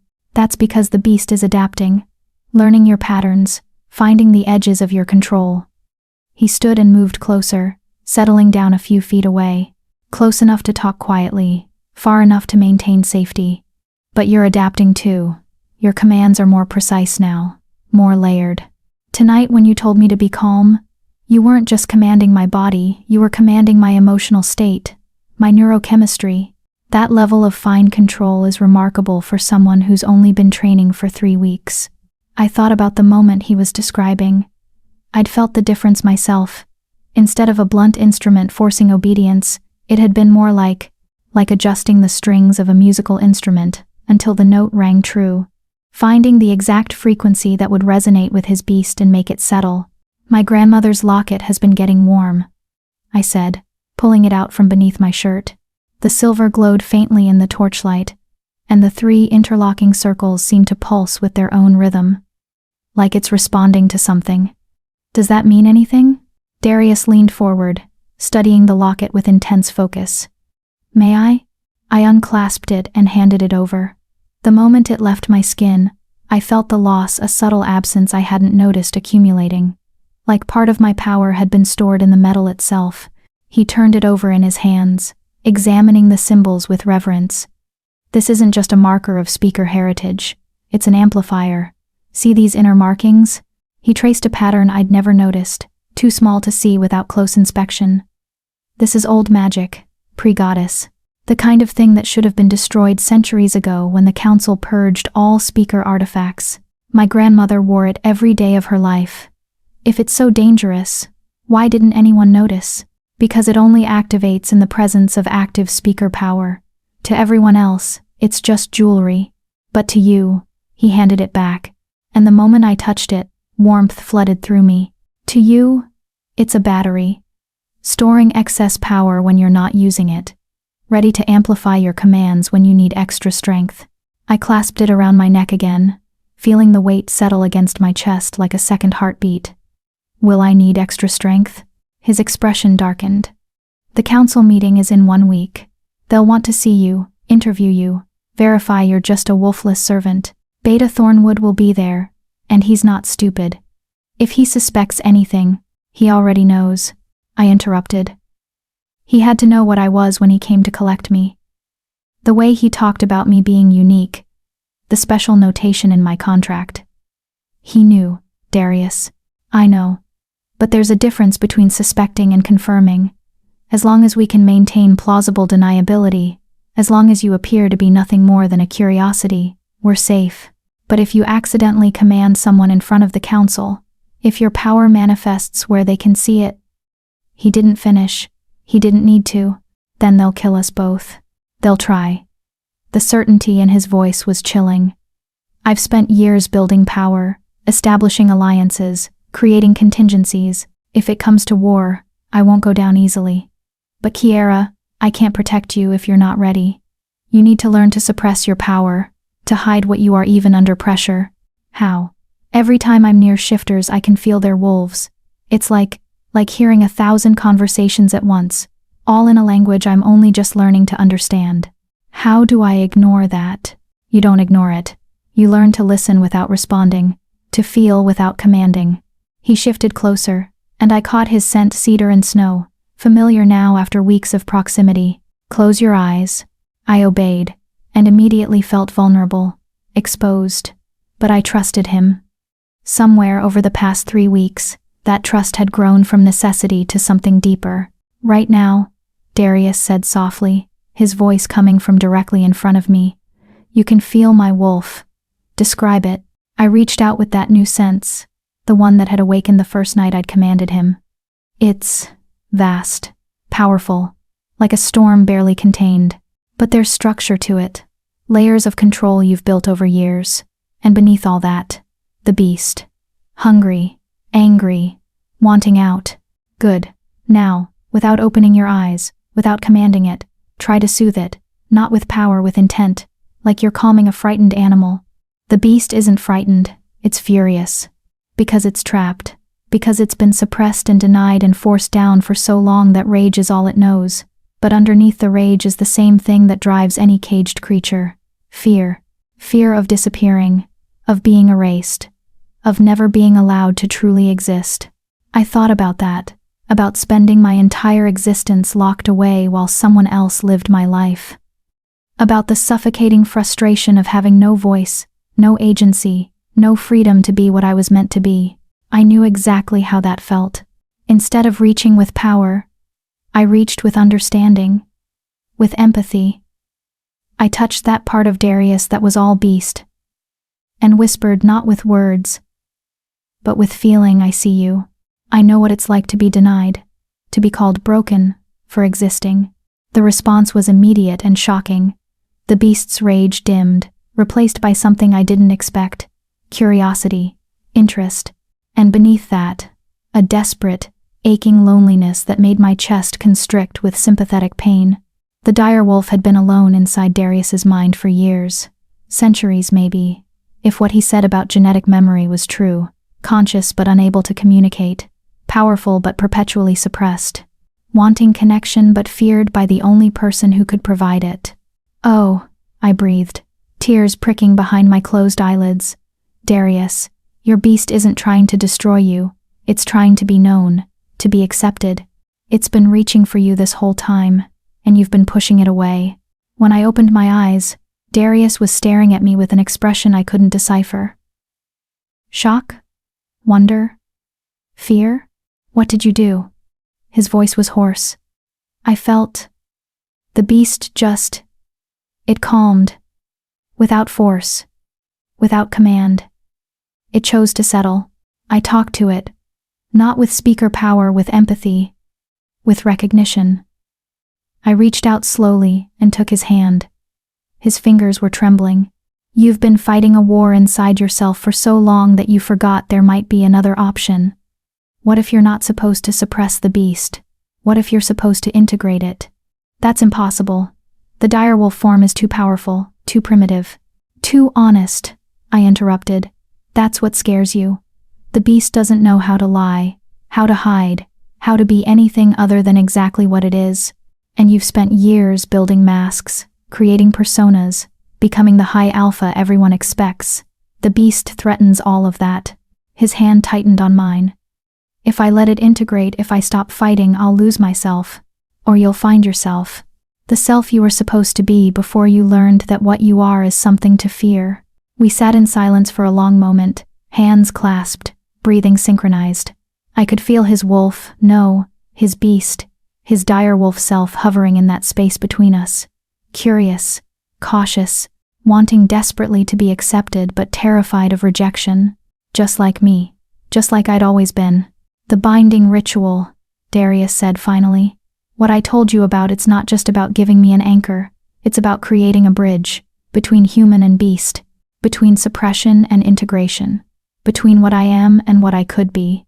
And you need me for that because I can't do it alone. The beast won't trust me. Why would it? I've been its jailer for years. But you, he looked at me with those silver eyes that were no longer quite so alien. You see it. Accept it. You're not afraid of what it is.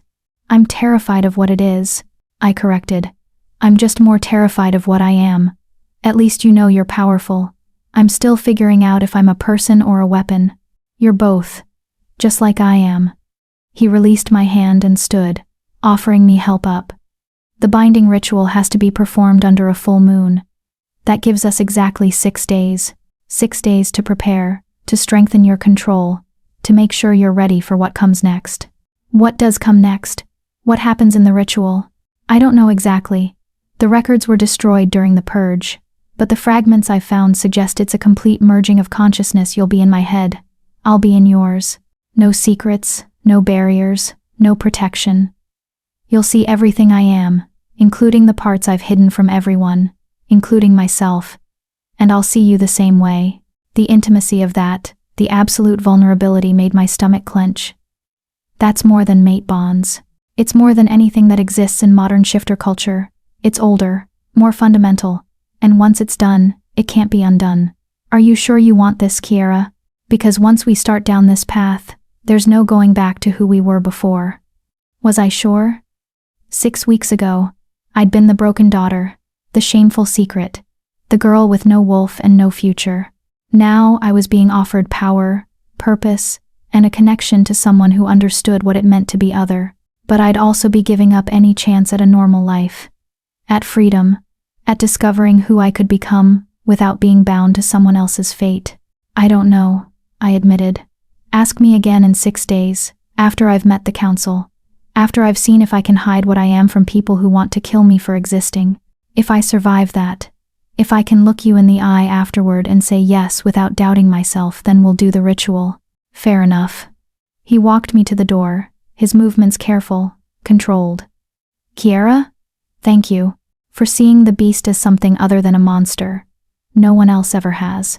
Not even you, I pointed out. Especially not me. He smiled, and it was genuine, the first real smile I'd seen from him. It transformed his face, made him look younger, less burdened. Get some sleep. Tomorrow we start preparing for the council meeting.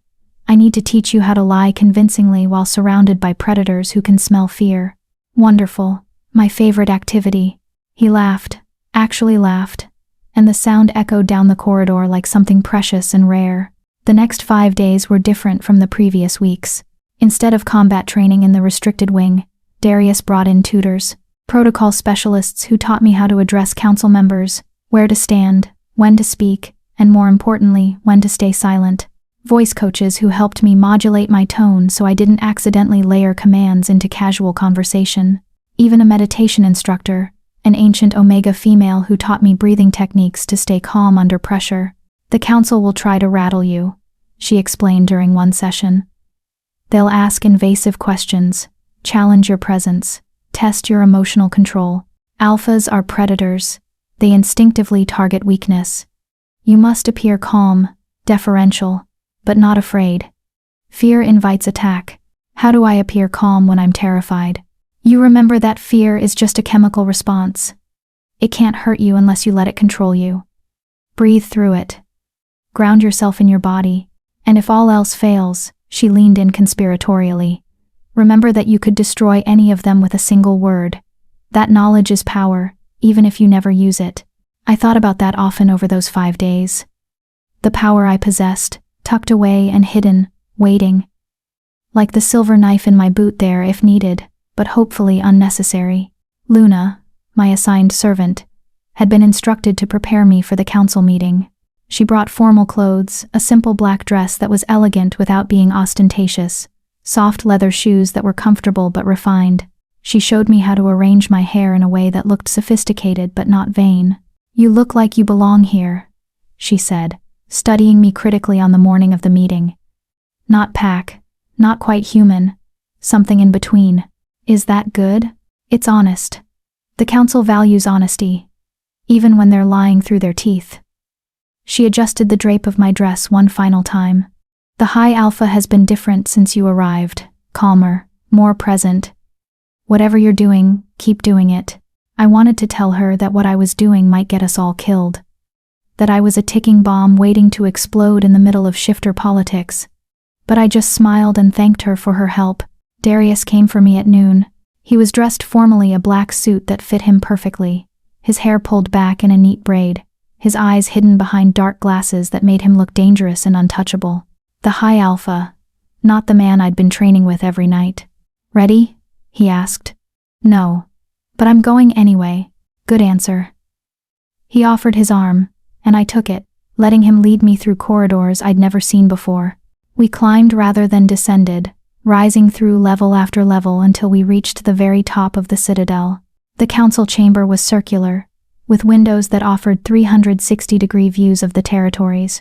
5 massive chairs sat in a semicircle, each carved from a different material: stone, wood, metal, bone, and something that looked disturbingly like petrified flesh. 4 were occupied. I recognized Beta Thornwood immediately. sitting in the metal chair with that same unremarkable appearance and those piercing ice-gray eyes. The others were new to me. An enormous male who had to be close to 7 feet tall occupied the stone chair. His face was brutally scarred, and his eyes were flat gold with no warmth in them. The wooden chair held a female with silver hair despite appearing middle-aged, her posture regal, her expression calculating. In the bone chair sat a thin man with nervous energy, his fingers constantly tapping rhythms only he could hear. The flesh chair was empty, Darius's seat. "Hi, Alpha," Thornwood greeted, his voice perfectly neutral. "Thank you for bringing our guest." "Council," Darius replied with equal neutrality. He guided me to a spot in front of them, then moved to take his own seat. The moment he sat in that chair, something changed. His presence expanded, filling the room with pressure that made my ears pop. The High Alpha, in truth, not just title, and I was alone, standing before 4 of the most powerful shifters in existence, with nothing but my wits and my carefully hidden power to protect me. The female spoke first, her voice cultured and cold. Kiera Ashwood. 18 years old, wolfless, infertile, daughter of Alpha Ronan Ashwood. She consulted a tablet in her lap. "Your medical records are fascinating. All the genetic markers for shifter heritage, yet no ability to transform. How does that feel, I wonder? Being so close to power yet forever denied? Like being hungry and standing outside a restaurant," I said, keeping my voice steady. "You can smell the food, see people enjoying it, but the door is locked and you have no key." The nervous male in the bone chair laughed a sharp, staccato sound. "I like her. She has spirit. Most wolfless humans cower before us. This one has spine. Spirit without power is just arrogance waiting to be crushed." The huge male rumbled. "I question the wisdom of keeping her here, High Alpha. She's a security risk, a weakness someone could exploit." "She's an administrative assistant," Darius said calmly.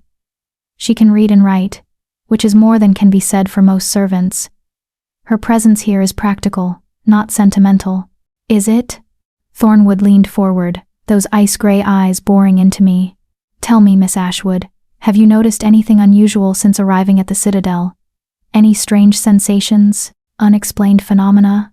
My heart rate spiked, but I kept my breathing even, remembering the meditation instructor's lessons. "Everything here is strange to me," Beta Thornwood. "I've never been more than 20 miles from where I was born. The Citadel itself is the unexplained phenomenon." Clever deflection, but that's not what I asked. He stood and descended from his seat, moving toward me with predatory grace. "I've been watching you, Miss Ashwood. Or rather, I've been having you watched. Do you know what my observers reported?" I couldn't possibly guess.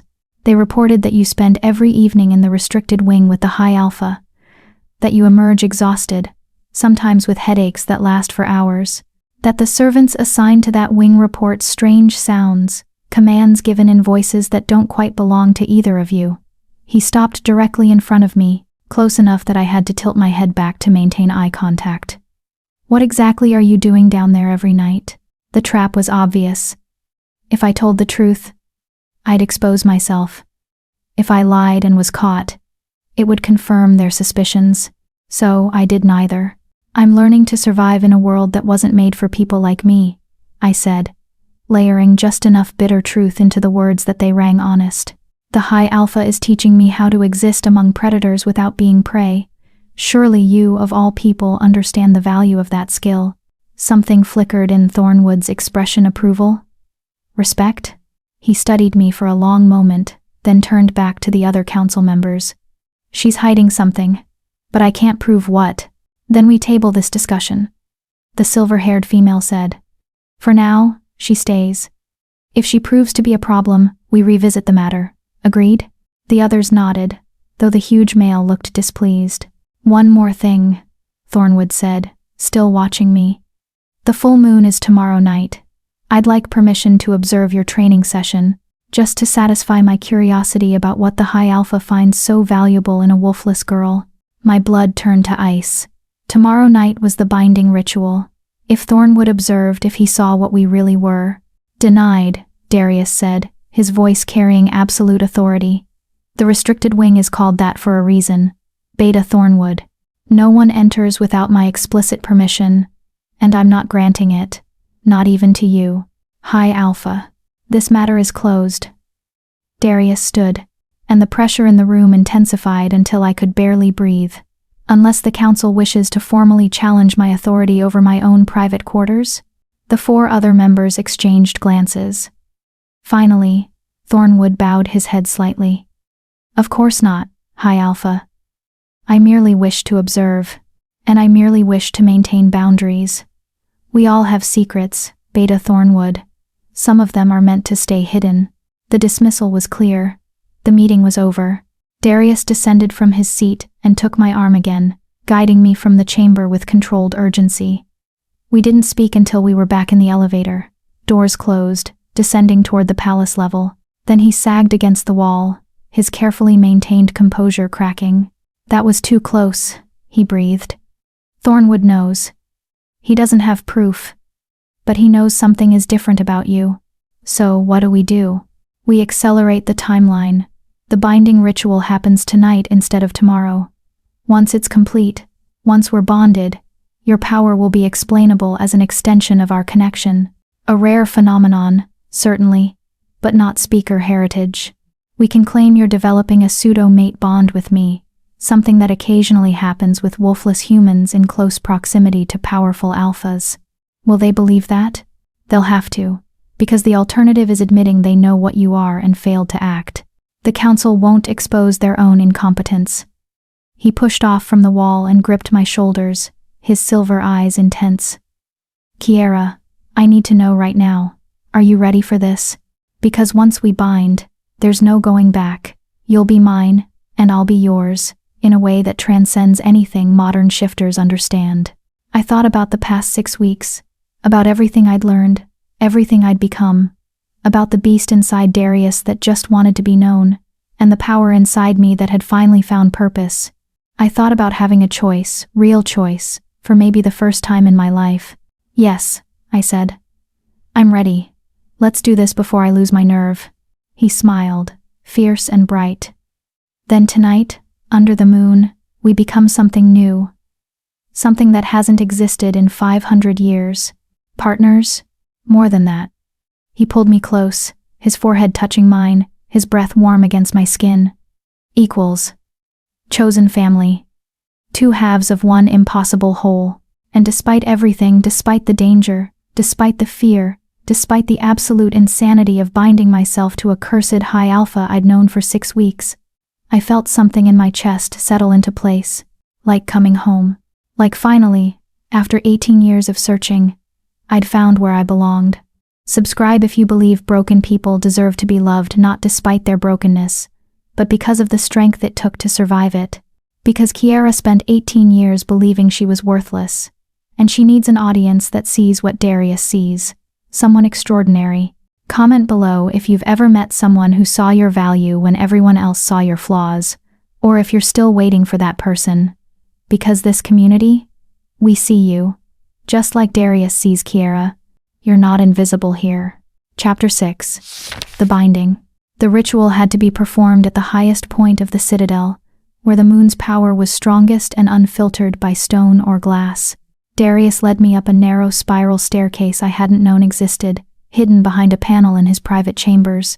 We climbed in silence, the only sound our breathing and the whisper of my dress against the stone steps. He'd changed into simple clothes, loose pants, bare-chested despite the mountain cold, while I remained in the black dress from the council meeting. Something about it felt right, like I was being presented to fate itself. The staircase opened onto a platform carved from the mountain's peak, exposed to the elements and the endless sky. Snow dusted the edges, and wind whipped across the space with enough force to steal my breath. But at the center, protected by some invisible barrier, a circle had been carved into the stone. The same 3 interlocking circles from my grandmother's locket, but massive, each one easily 10 feet in diameter. "This is the original binding circle," Darius said, his voice nearly lost to the wind. 500 years old, preserved through magic. I don't fully understand. When the council formed, They tried to destroy all traces of speaker culture, but this, he gestured to the intricate carvings, this was too deeply rooted in the mountain itself. They settled for pretending it didn't exist. The moon hung directly overhead, full and heavy, its light turning everything silver. I could feel it pulling at something inside me, that hollow space where my wolf should have been. Calling to it, awakening it. "What do we do?" I asked, my teeth chattering from cold and nerves. "First, we acknowledge what we're attempting. This isn't a game, Kiera. Once we begin, the magic will take over. It will strip us down to our most fundamental selves and forge a connection between them. Everything we are, every memory, every fear, every secret we've hidden from the world will be laid bare. Are you absolutely certain?" I thought about the council meeting, about Thornwood's suspicious eyes, about Dr. Reeves and her hunger to dissect what made me different. I thought about my pack, my family, everyone who'd looked at me and seen only a mistake that needed to be hidden away. Then I thought about the past 6 weeks, about learning I had power, purpose, a reason for existing that went beyond being someone's shame, about the beast inside Darius that had recognized me, that had pressed its massive head to my chest, in what felt like gratitude for simply being seen. "I'm certain," I said. "Let's do this." Darius nodded and stepped into the circle's center, positioning himself where all 3 loops intersected. He gestured for me to join him. And when I did, I felt it immediately, a hum of power rising from the stone itself, ancient and patient and vast. "Give me your hands," he said, and I placed my palms in his. His skin was fever hot, his pulse racing beneath my fingertips. The ritual requires blood, breath, and spoken vows. We'll cut our palms not deep, just enough to mingle blood. Then we breathe together until our rhythms synchronize. Finally, we speak the binding words. What are the binding words? I don't know exactly. The fragments I found suggested they're different for every bonding, drawn from the individual's true names, not the names we're called, but the names our souls know themselves by. When the moment comes, you'll know what to say. Trust that. He produced a silver blade, not my knife, but something ceremonial, etched with symbols that matched the circle beneath our feet. Without hesitation, he drew it across his left palm, blood welling dark against his skin. Then he offered it to me. I took the blade with shaking hands and pressed it to my own palm. The pain was sharp, immediate, but not unbearable. Blood pooled and dripped between my fingers, and Darius caught my hand before I could pull away. Our wounds pressed together, blood mingling, and the moment our fluids touched, the circle beneath us blazed with light. It was like being struck by lightning made of moonbeams. Power surged through me, not painful but overwhelming, filling every empty space inside me until I thought I might burst apart. I gasped, and Darius pulled me closer, our joined hands trapped between our bodies. "Breathe with me," he commanded, and I did, matching my inhales to his, letting our exhales synchronize. The power settled into a rhythm, pulsing in time with our shared breath, building with each cycle. And then I felt it, his consciousness touching mine. It wasn't like reading someone's mind. It was deeper, more fundamental. I was inside his memory, living it as he had lived it. A child, no more than 6, watching in horror as his first transformation went wrong. Bones breaking and reforming too large, too wrong. His mother screaming. His father, then High Alpha, calling for restraints. The shame of being locked in a cell while they debated whether to kill him or try to fix him. Decades of learning to control something that couldn't be controlled. Transformations that left him bleeding and broken. The gradual realization that he was becoming stronger but less stable. That every shift brought him closer to losing himself entirely. The day he became High Alpha, not through challenge, but through his father's suicide. The note left behind. Better to die human than live as a monster. Don't let it take you too. Fight it every day, or end it before you endanger the pack. Years of isolation. Of pushing everyone away because letting them close meant risking them seeing the beast. The loneliness so profound it became a physical ache. A hollow space that nothing could fill. Until 6 weeks ago, when a wolfless girl touched him and commanded him to be still, and for the first time in centuries, the beast had obeyed something other than suppression. I gasped, tears streaming down my face. "Darius, don't speak yet. You have to see all of it." And I did. I saw him researching obsessively, hunting through forbidden archives for any mention of speakers, making deals with information brokers, spending fortunes to locate the one pack rumor said had a Wolfless alpha heir, sending Thornwood to collect me not as a servant, but as his last desperate hope for salvation. I see you, I thought, pushing the feeling toward him through our connection. I see what you've survived, what you've sacrificed.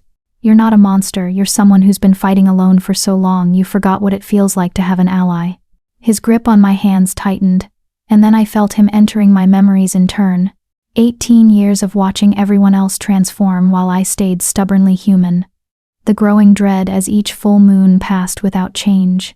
The way my father's love turned to disappointment, then pity, then nothing at all. My sister shifting early, everyone celebrating while I smiled through the jealousy and shame. Knowing I should be happy for her but only feeling the absence of my own wolf like a missing limb. The night of my 18th birthday. Standing naked in the moonlight while 200 pack members watched and waited. The crushing emptiness when nothing happened. The sound of people leaving, one by one, until even my family couldn't bear to stay. Months of being invisible, of taking up less space, speaking less, wanting less, because wanting anything felt like asking for something I didn't deserve. The morning my father told me about the council's tribute. The terrible relief underneath the fear, at least now I knew what I was worth. At least someone wanted me, even if only as property. Darius made a sound like he'd been gutted. Kiera, gods. I didn't know I knew you'd suffered, but I didn't understand. Now you do, I whispered. Now you know why I said yes to this.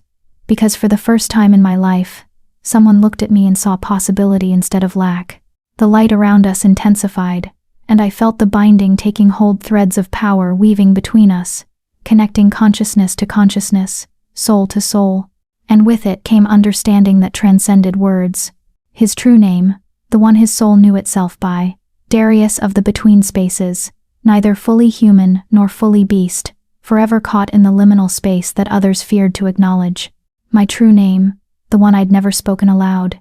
Kiera who speaks to beasts, born to be bridge and bond, the voice that could reach what others couldn't touch.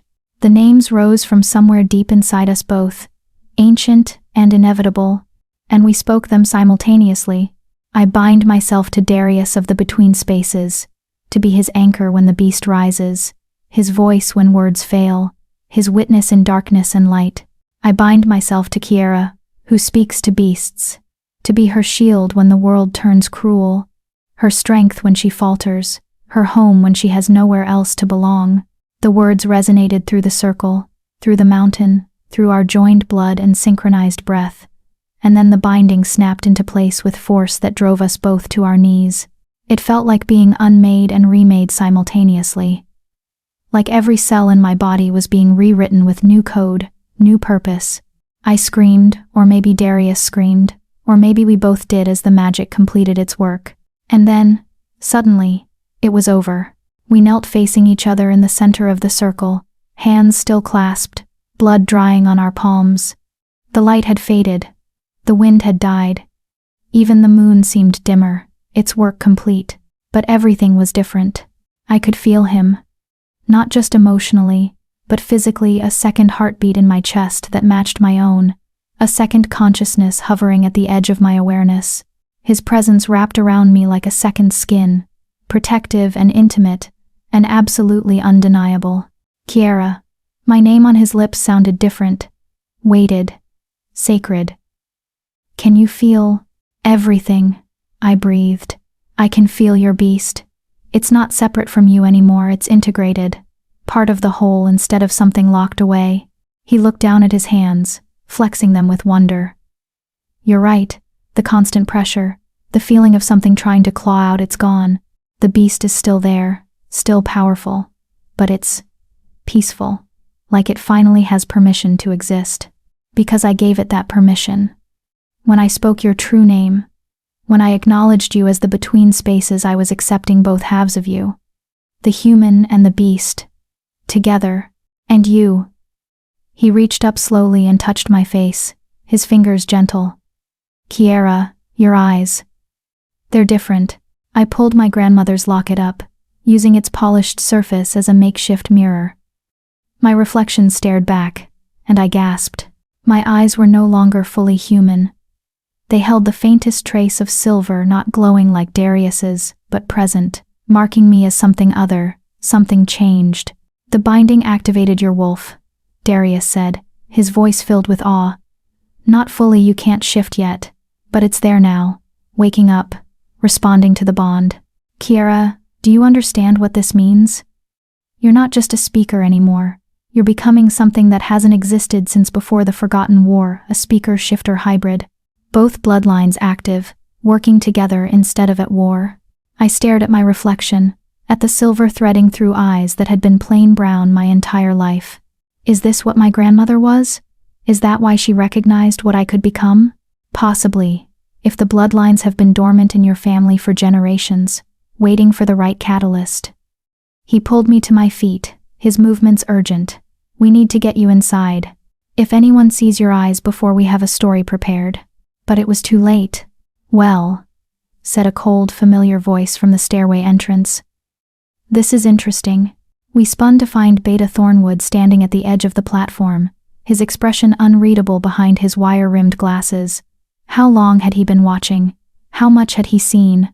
"Thornwood," Darius growled, moving to place himself between me and the Beta. "You're trespassing in a restricted area." "Am I?" I was under the impression that council members had access to all Citadel facilities in cases of suspected treason.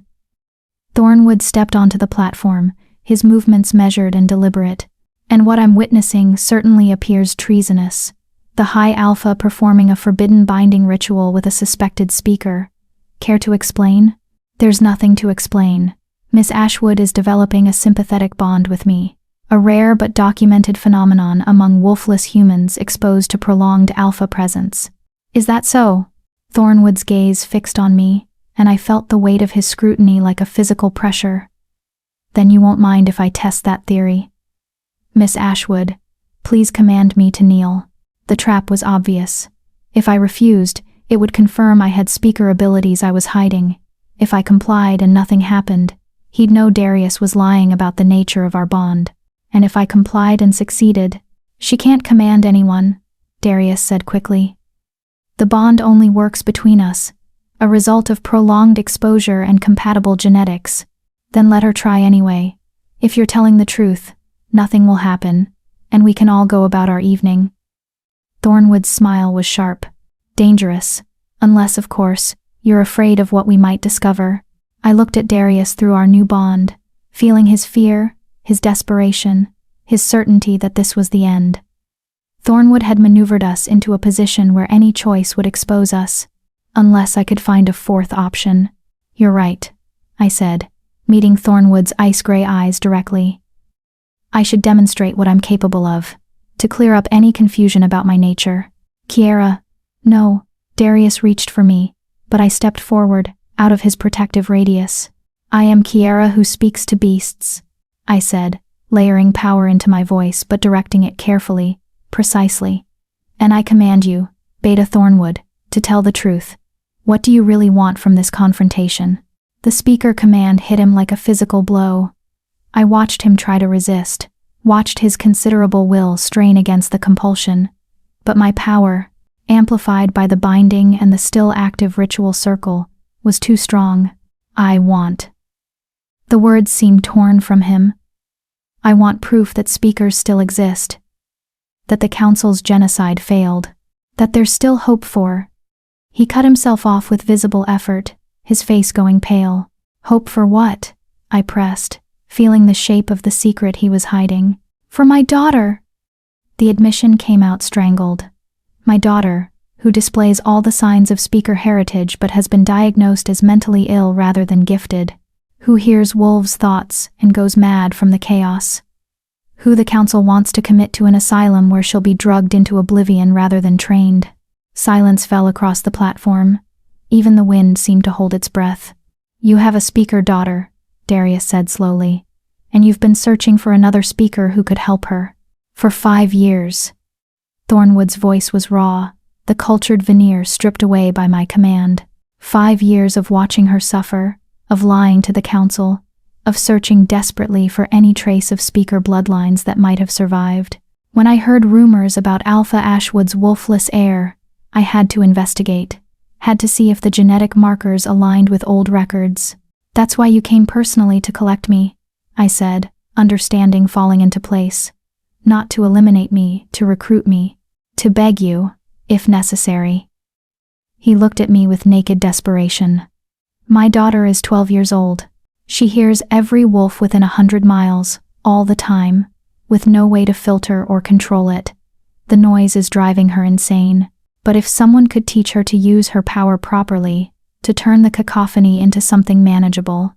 You want me to train her, I finished, to teach her what I'm only just learning myself.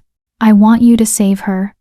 The council meets in 3 weeks to finalize her commitment. After that, she'll be beyond reach, drugged so heavily she won't know her own name. Please. The proud, feared Beta Thornwood dropped to his knees not from my command, but from desperate choice. I'll do anything. I'll protect you from the council, help you hide what you are, provide resources, information, whatever you need. Just help my daughter. I looked at Darius through our bond, feeling his shock, his calculation, his protective instincts warring with pragmatic recognition that we'd just gained a powerful ally. What do you think? I pushed the thought toward him through our connection, and felt his surprise that it worked. I think, he responded the same way, that you just turned our greatest threat into our greatest asset. Well done, speaker mine. The possessive endearment sent warmth through my chest. I turned back to Thornwood, who still knelt on the cold stone, waiting for judgment. I'll help your daughter, I said. On 3 conditions.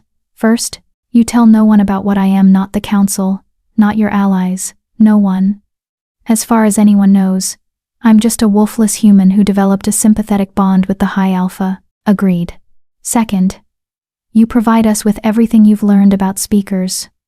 All your research, your sources, any other potential bloodlines you've discovered. If there are more like your daughter out there, we need to find them before the council does. Done. Third, I paused, making sure he understood the weight of what I was asking. You swear loyalty to me. Not to the High Alpha. Not to the council. To me. Personally. Because I'm going to build something new. Something the council won't like. And I need people I can trust absolutely. Thornwood lifted his head, and in his ice-gray eyes, I saw tears. You're going to create a sanctuary for speakers. Train them, protect them, rebuild what the council destroyed. Eventually.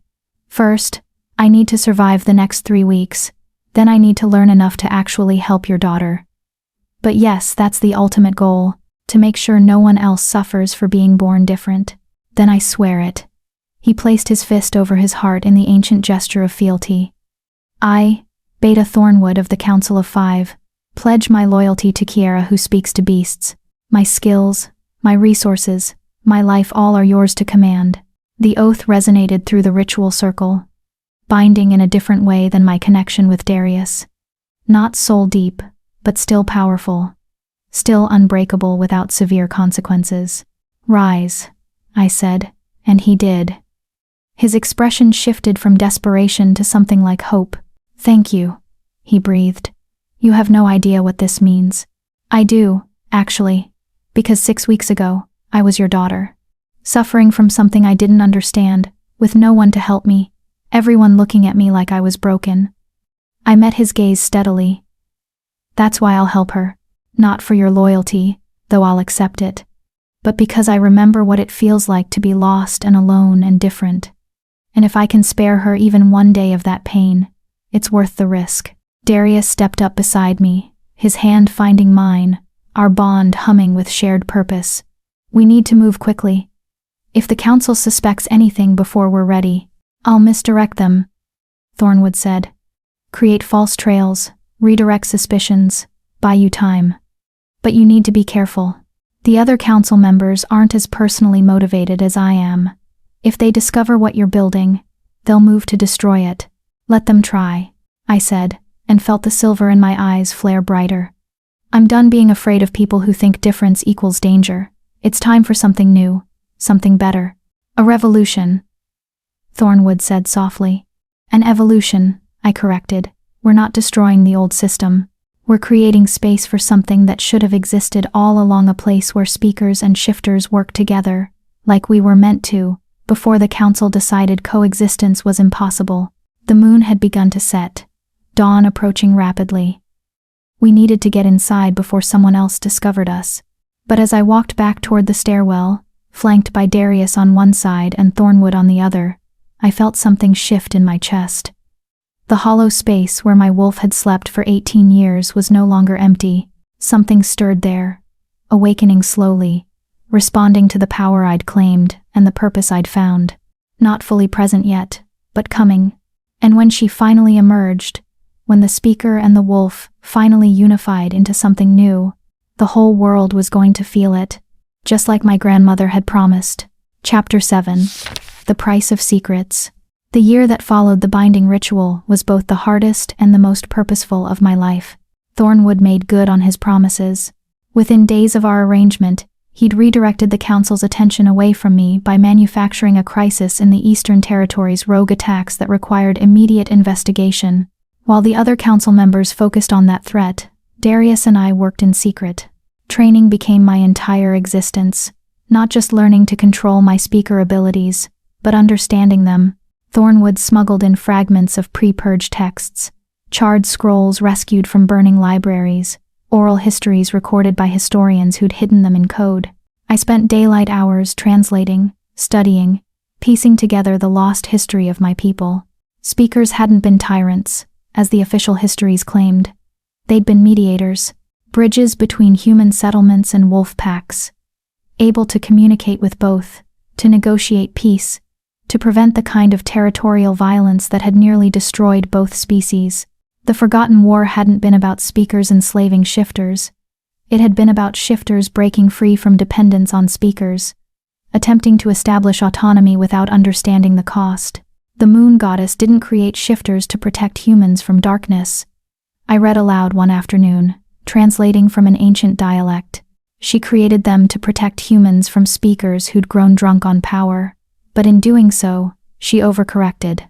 She severed the natural bond between the species, and created a world where neither could fully thrive without the other. Darius looked up from his own research anatomical texts about direwolf transformation that he'd been studying obsessively. That explains why my beast settled after our binding. It wasn't just about accepting both halves of myself. It was about reconnecting to the purpose. Direwolves were meant to serve as partners, to speakers, not as independent entities. So you're saying you were always supposed to be this way? That you're not a curse, but an incomplete evolution? Something like that. He moved to sit beside me, our bond thrumming with comfortable familiarity. Over the months, we'd grown accustomed to each other's presence in ways that transcended physical proximity. I could feel his moods, sense his thoughts, knew when he was troubled even from across the citadel, and he could read me just as easily. The first direwolves were speaker bonded. When the bonds were severed, we became lost, too powerful to control without an anchor, too unstable to integrate into normal pack structures. Most went feral and had to be destroyed. The few who survived learned to suppress the beast entirely, passing down genetic trauma disguised as noble self-control. That's horrific. That's history, written by the victors who decided speakers were too dangerous to exist. He traced the silver threading through my irises. It had grown more pronounced over the months, especially when I used my power. But you're changing that. Rewriting what's possible. I wanted to believe him. But believing meant confronting the massive responsibility I'd taken on. Thornwood's daughter, Sarah, had arrived 2 months after the binding. She'd been everything her father described 12 years old, skeletal from refusing food, her eyes haunted by sounds only she could hear. The first time I met her, she'd screamed at the sight of me. "Too loud!" She'd shrieked, hands clamped over her ears. "You're all too loud. Make it stop. Please make it stop." It had taken 3 hours of patient work to help her understand that what she was hearing wasn't madness. It was wolf speech, the primal communication that existed beneath language, and she was fluent in it without any training or filters. Teaching her control had been the hardest thing I'd ever attempted. Every lesson was a battle. Her power was stronger than mine, wild and untrained, capable of commanding entire packs simultaneously but with no precision. She'd accidentally forced 100 wolves to howl in unison during one session, alerting half the citadel to her presence. We'd covered it up as a training exercise gone wrong, but it had been close, too close. Now, 4 months into her training, Sarah could finally sleep without sedatives, could eat meals without being overwhelmed by the pack's feeding frenzy instincts bleeding into her consciousness, could exist in the citadel without wanting to claw her own skin off. She still had a long way to go, but she was improving. "How is she today?" Darius asked, sensing the direction of my thoughts. "Better." She managed to command a single wolf without affecting the others nearby. "That's huge progress." I rubbed my temples, feeling the headache that always came after extended speaker work. "But she's still not ready for the council's inspection. They'll see right through any attempt to pass her off as mentally ill. Then we don't let them inspect her. Thornwood can claim she's too unstable for visitors. Buy us more time." "How much time do we have? Really?" I met his silver eyes, seeing my own worry reflected there. "The other council members are getting suspicious. The Eastern Territory crisis is resolved, and they're starting to ask questions about why you spend so much time in the restricted wing, about why you're calmer, more stable, but also more protective of your privacy. Let them ask. They can't enter my personal quarters without formal challenge, and none of them are stupid enough to challenge me directly. Not yet, but eventually." A knock at the door interrupted us. Luna entered, her expression troubled. "Hi Alpha, there's a situation. Dr. Reeves is requesting an immediate meeting. She says it's urgent." Darius and I exchanged glances. Dr. Reeves had been persistently requesting follow-up examinations, claiming she needed to monitor my unique physiology. We'd been deflecting for months, but apparently her patience had run out. "Tell her I'm busy," Darius said. "I did, sir." She said if you don't meet with her within the hour, she'll bring her concerns to the full council. Something about anomalous readings in the restricted wing's air filtration system. My blood went cold. The restricted wing's ventilation had to filter out the massive amounts of energy Sarah and I generated during training sessions. If Dr. Reeves had noticed unusual readings, "We'll meet with her," I said before Darius could refuse. "In the medical wing." 1 hour. Luna nodded and retreated, leaving us alone with our growing dread. "This is bad," Darius said. "If she's detected energy signatures that match speaker activity, then we give her a partial truth. Tell her about my developing bond with you, about how it's activated, dormant, genetic sequences. Make it sound like a fascinating medical anomaly she can study without revealing what I actually am. She won't believe that. She's too smart. Then we give her a reason to keep quiet. Everyone has secrets, Darius. We just need to figure out what hers is, and use it." He looked at me with something like pride. "You've learned to think like a politician. I've learned to think like a survivor. There's a difference." Dr. Reeves's office was exactly as I remembered: sterile white tile, intimidating medical equipment, the smell of antiseptic and ambition. She sat behind her desk, a tablet in hand, her expression coldly professional. "Hi Alpha, Miss Ashwood. Thank you for making time." She gestured to the chairs across from her, but neither of us sat. A power play, she wanted us comfortable and compliant. We remained standing, forcing her to look up. "You said this was urgent," Darius said. "Explain." "Gladly. Over the past several months, I've been monitoring various biological markers throughout the Citadel. Air quality, energy readings, genetic material shed by residents. Standard procedure for a facility this size." She tapped her tablet, and a holographic display appeared. "But I've noticed some unusual patterns. Specifically, energy signatures in the restricted wing that don't match any known shifter profile. The hologram showed waves of color, mostly standard shifter frequencies in gold and amber, but scattered throughout were pulses of silver. My color. Speaker frequency. What am I looking at? I asked, keeping my voice neutral. That's what I'd like to know. These silver readings appeared approximately 6 months ago, shortly after you arrived, Miss Ashwood. They spike during evening hours, which corresponds to when you and the High Alpha conduct your training sessions. She fixed me with those shark black eyes. I have a theory. Would you like to hear it? By all means, Darius said, his voice dangerously soft. I believe Miss Ashwood is not entirely wolfless. I believe she carries a dormant genetic sequence that has been activated through prolonged exposure to the high alpha's unique direwolf frequency. This activation has triggered the development of abilities that resemble historical accounts of speaker powers, specifically, the capacity to influence shifter consciousness through verbal commands. The silence that followed was suffocating. She knew. Maybe not all of it, but enough. That's quite a theory, I said carefully. Do you have proof? I have data, energy signatures, blood work from your initial examination showing genetic anomalies I couldn't explain at the time, observational reports from staff who've noticed subtle changes in your appearance and behavior. She leaned forward. I also have Thornwood's requisition records showing he's been accessing restricted historical archives. Documents about pre-purge speaker culture. Care to explain why the Council's most loyal beta is suddenly interested in extinct bloodlines? Personal research, Darius said. For 5 months? Pulling files that haven't been accessed in decades? I may not be a politician, High Alpha, but I'm not an idiot. She stood, circling around the desk to face us directly. You're hiding something. Something significant. And I deserve to know what it is. Why? I asked. So you can report it to the Council? Turn me over to be executed? So I can help you, you stupid girl. The outburst was so unexpected that both Darius and I recoiled. Dr. Reeves took a breath, visibly composing herself. When she spoke again, her voice was tight with controlled emotion. Do you have any idea how frustrating it is to spend decades researching genetic anomalies, only to have the Council destroy every promising avenue of inquiry because it might lead to dangerous knowledge? I've watched them burn research, execute subjects, suppress discoveries that could have advanced our understanding of shifter biology by centuries, all because they're terrified of anything they can't control. She moved to a locked cabinet and input a code.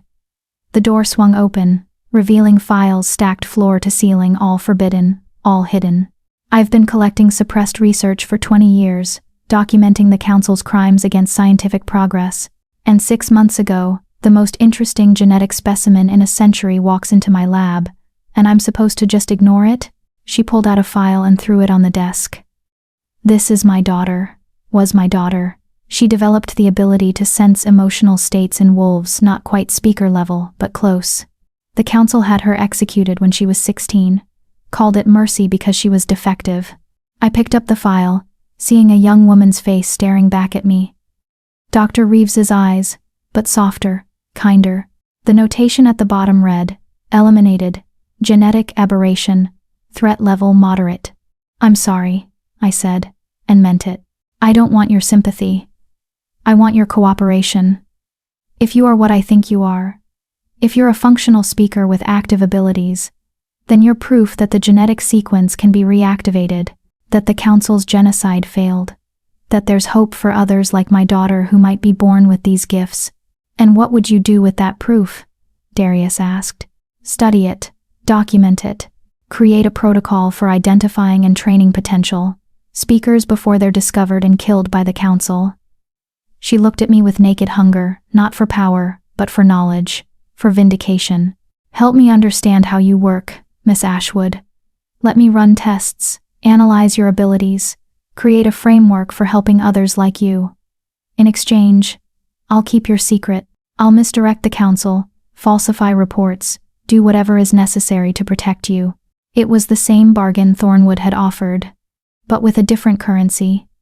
Not protection for his daughter, but knowledge for her daughter's memory. I looked at Darius through our bond. What do you think? I think we don't have a choice. She already knows too much. Better to have her working with us than against us. Can we trust her? Can we afford not to? I turned back to Dr. Reeves. I'll let you study me, but on my terms. No invasive procedures without my explicit consent. No sharing data with anyone outside our circle. And you answer to me, not the Council. Agreed? More than agreed. Thank you. She visibly relaxed. When can we start? After the Council's next meeting. Right now, we have a more immediate problem. Thornwood's daughter. She's developing speaker abilities, and the council wants to commit her. We need medical documentation that supports a diagnosis of temporary mental instability that's now resolving, rather than permanent genetic aberration. Dr. Reeves's expression sharpened. Thornwood has a speaker daughter? And he's been hiding her? He brought her to me for training. She's made remarkable progress, but she's not ready for council scrutiny. Then, we create a cover story. A temporary neurological disorder triggered by early puberty, now successfully treated with a combination of medication and therapy. I can fabricate the necessary records, backdate them to establish a treatment history. She was already pulling up files, her fingers flying across her tablet. When is the inspection? 3 weeks. That's tight, but manageable. I'll need to examine her, establish baseline readings that support the cover story. Can you bring her here without alerting the council? We'll find a way, Darius said. But Dr. Reeves understands that if you betray us, if you reveal what Kiera is to anyone, you'll kill me. Yes, I understand. Fortunately, I have no intention of being killed. I've spent 2 decades hiding my research from the council. I'm quite good at discretion. She looked between us, and for the first time, I saw something like respect in her eyes. You're building something, aren't you? Not just hiding, creating infrastructure for speaker training and protection. Possibly, I admitted. Is that a problem? On the contrary, it's the first intelligent plan I've heard in years. She extended her hand. Count me in. For my daughter's memory, and for every child who might be born different and deserves a chance to survive anyway. I took her hand, feeling the weight of another alliance forged in desperation and hope. We were building a conspiracy, Thornwood, Dr. Reeves, Darius, myself against the most powerful governing body in the territories. It was insane. It was necessary. And we were running out of time.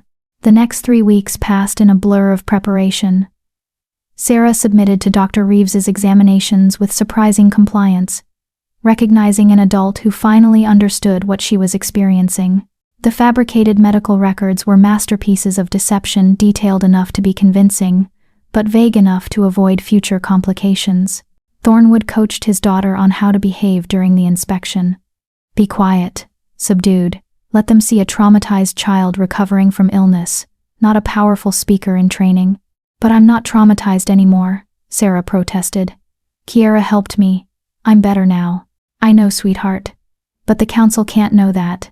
They need to believe you were sick, and are now healing naturally, not developing abilities that terrify them. Can you pretend for me? Just for 1 day? She'd agreed, though I could feel her frustration through my connection to her. Training another speaker had created a bond between us not as deep as what I shared with Darius, but present. I could sense her emotional states, feel when she was struggling with control. The night before the council inspection, I couldn't sleep. Darius found me standing at the window of our chambers. They were ours now, truly shared. As the binding had made separate quarters feel wrong, we gravitated toward each other constantly, seeking proximity without understanding why. You're spiraling, he said softly, wrapping his arms around me from behind. I can feel it. We've built so much in such a short time. If we fail tomorrow, if they discover what Sarah is, what I am, then we fight. But Kiera, we won't fail. You've trained Sarah well. Dr. Reeves's cover story is solid. Thornwood will redirect any suspicious questions. We've prepared for every contingency, except the one we can't predict. The random variable that destroys everything. He turned me to face him, his silver eyes serious. Do you know what I've learned from having you in my head for 6 months? You're catastrophically brave. You see disaster coming and walk toward it anyway, because the alternative is giving up, and giving up isn't in your nature. That's what's going to save us tomorrow. Not perfect planning, raw, stubborn courage. I leaned into him, drawing comfort from his solid presence. When this is over, when we've survived the inspection, I want to find more speakers. Build the sanctuary for real, not just as a distant goal. We will, I promise. But first survive tomorrow. Together? Always together. That's what the binding means. Whatever comes, we face it as one. I kissed him, then something we'd been building toward for months but hadn't quite acknowledged. The physical intimacy had always been there, layered beneath the mental and emotional connection. but we'd been too focused on survival to explore it. But tonight, with everything we'd built hanging in the balance, I needed to feel alive, connected, certain of at least this one thing. He responded with carefully controlled passion, his beast rising close to the surface, drawn by emotion and proximity. I felt it through our bond, the wild surge of instinct that wanted to claim and protect and possess, but also the human tenderness that loved me for my mind as much as anything physical. Tomorrow, I whispered against his lips. After we survive tomorrow, we have this conversation properly. It's a date, he murmured, and pulled me closer. We stayed like that, wrapped in each other, until dawn broke over the mountains and brought with it the council's arrival. Judgment Day had come, and I was as ready as I'd ever be. The inspection took place in a neutral meeting room, not the council chamber, but not private either. All 5 council members attended, including Darius, who had to maintain his official role despite our personal connection. Sarah sat beside her father, small and fragile-looking in a simple gray dress. She'd been coached to avoid eye contact, to speak only when directly addressed, to present as a traumatized child rather than the powerful speaker she was becoming. I watched from the gallery, officially present as Darius's assistant, actually ready to intervene if anything went wrong. The female council member, I'd learned her name was Alpha Morgana, spoke first. Beta Thornwood, we're here to evaluate your daughter's condition and determine if she's fit for public integration or requires permanent institutional care. Dr. Reeves, please present your findings.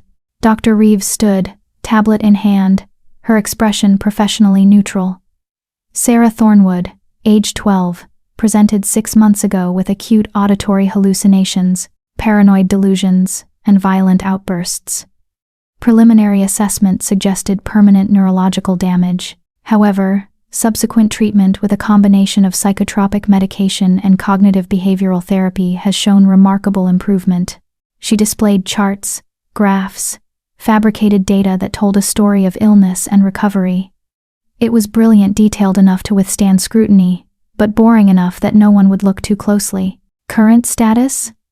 Asked the huge male alpha cron. I'd learned. Stable. Hallucinations have decreased by 80%. Violent episodes have ceased entirely. She demonstrates age-appropriate cognitive function and emotional regulation. I recommend continued outpatient treatment with monthly check-ins, but see no medical reason for institutionalization. Can she shift? This from the nervous male Alpha Cyrus. Thornwood answered. She had her first shift last month. Controlled, successful. Her wolf is small, appropriate for an Omega designation, but present and healthy. It was a lie. Sarah couldn't shift her speaker bloodline, like mine. Had suppressed her wolf. But producing a substitute shifter for the first shift demonstration had been easy enough. The council wouldn't verify, unless they had reason to doubt. I'd like to question her directly, Morgana said, fixing her calculating gaze on Sarah. Child, do you still hear voices? Sarah shook her head, playing her role perfectly. Look at me when I address you. Slowly, reluctantly, Sarah lifted her eyes. I held my breath, knowing that the silver threading through her irises was visible if you knew what to look for. But Morgana wasn't looking for speaker markers. She was looking for shifter instability. Tell me what you hear right now. In this room. Nothing, ma'am. Just people talking. Sarah's voice was small, childlike. No other sounds? No strange whispers or commands? No, ma'am. And you feel no compulsion to obey these non-existent voices? I feel... Sarah hesitated, and I felt her fear spike through our connection. She was about to break character, about to reveal too much. Before I could intervene, Darius spoke. She feels frightened, as any child would when questioned by 5 of the most powerful shifters alive. Perhaps we could make this less intimidating? It was a calculated risk. High alphas didn't typically advocate for children, especially those under investigation. But it worked. Morgana nodded, her expression softening slightly. Of course. Sarah, I apologize if we're scaring you. We simply want to make sure you're healthy and safe. Do you feel safe with your father? Yes, ma'am, very safe. And you understand that if the voices return, if you start feeling confused or frightened, You need to tell an adult immediately? Yes, ma'am. Good. Morgana looked at the other council members. I move that we accept Dr. Reeves's assessment and release Sarah Thornwood to her father's care with mandatory monthly medical check-ins. Any objections? The others voted in agreement, though Kron looked disappointed. He'd probably been hoping for something dramatic, some excuse to exercise authority. Motion passes. Beta Thornwood, you're dismissed.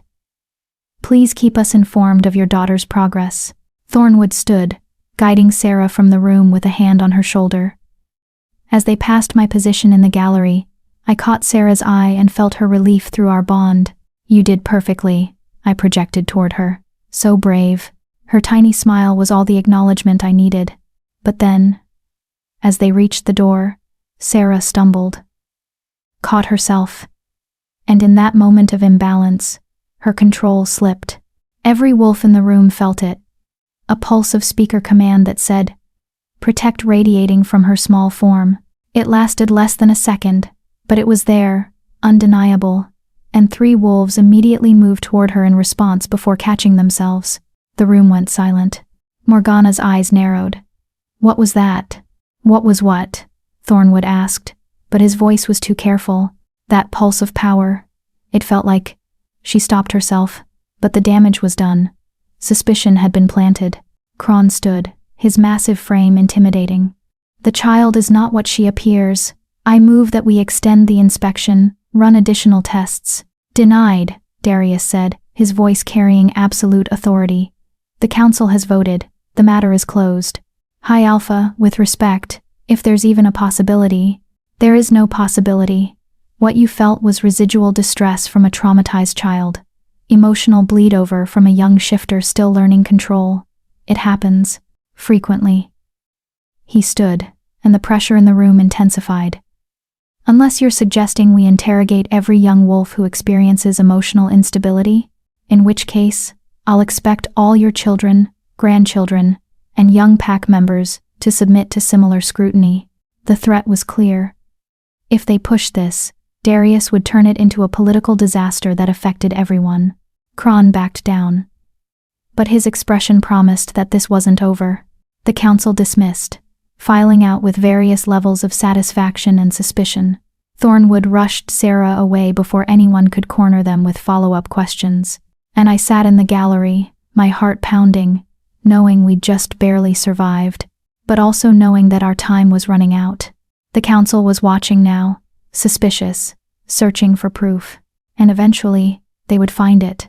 If you're holding your breath right now, if your heart is racing because you know everything Kiera has built is about to crumble, hit subscribe, because she needs you in her corner when the truth comes out. She needs people who won't abandon her when the world turns against her. Again, comment if you know what it's like to hide who you really are just to survive. Don't let her face Chapter 8 alone.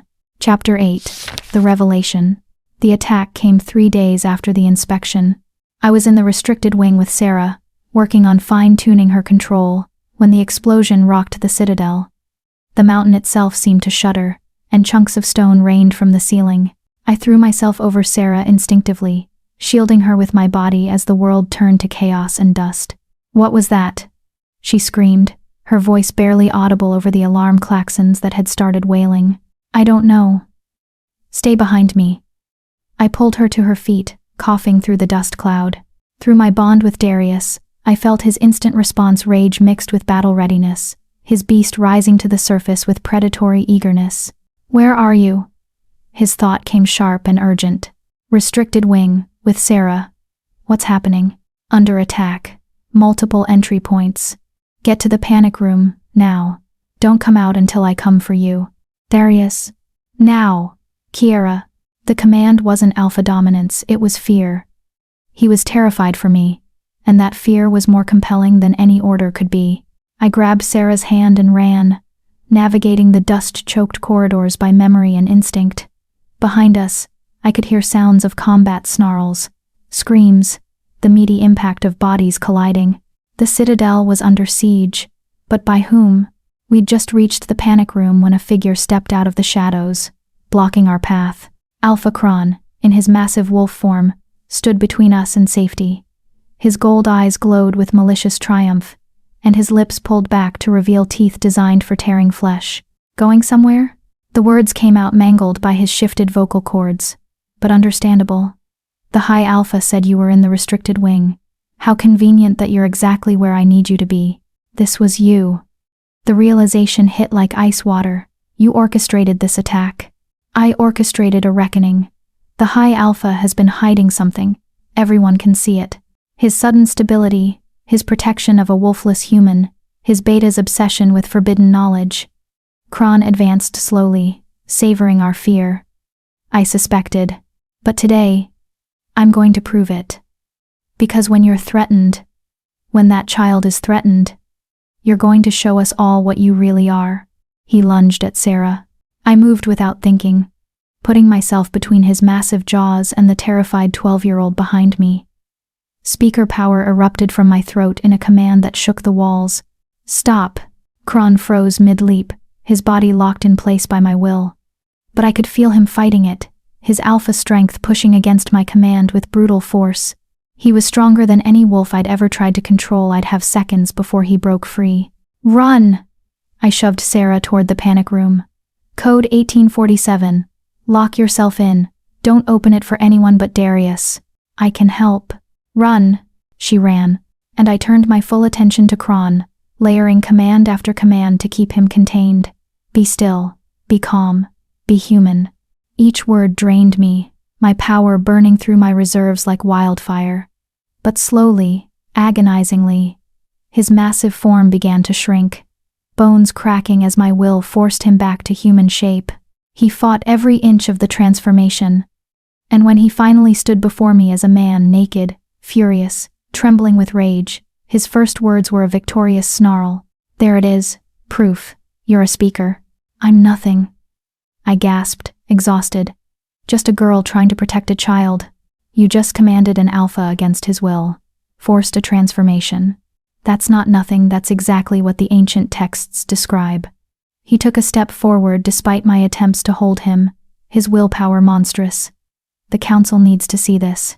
Needs to understand what the High Alpha has been hiding. He threw his head back and howled a sound that echoed through the entire citadel, a call to the other council members that demanded attention. I felt them respond, felt Morgana and Cyrus converging on our location, drawn by Kron's summons. In seconds, they'd see me standing over an alpha I'd obviously just commanded, and there would be no more hiding. Unless I ran. I bolted, leaving Kron behind, racing through corridors I knew better than anyone after months of nightly training sessions. Behind me, I heard him shift again, heard the thunder of paws against stone as he gave chase. Darius, Kron knows. He's exposed me. The others are coming. Where are you?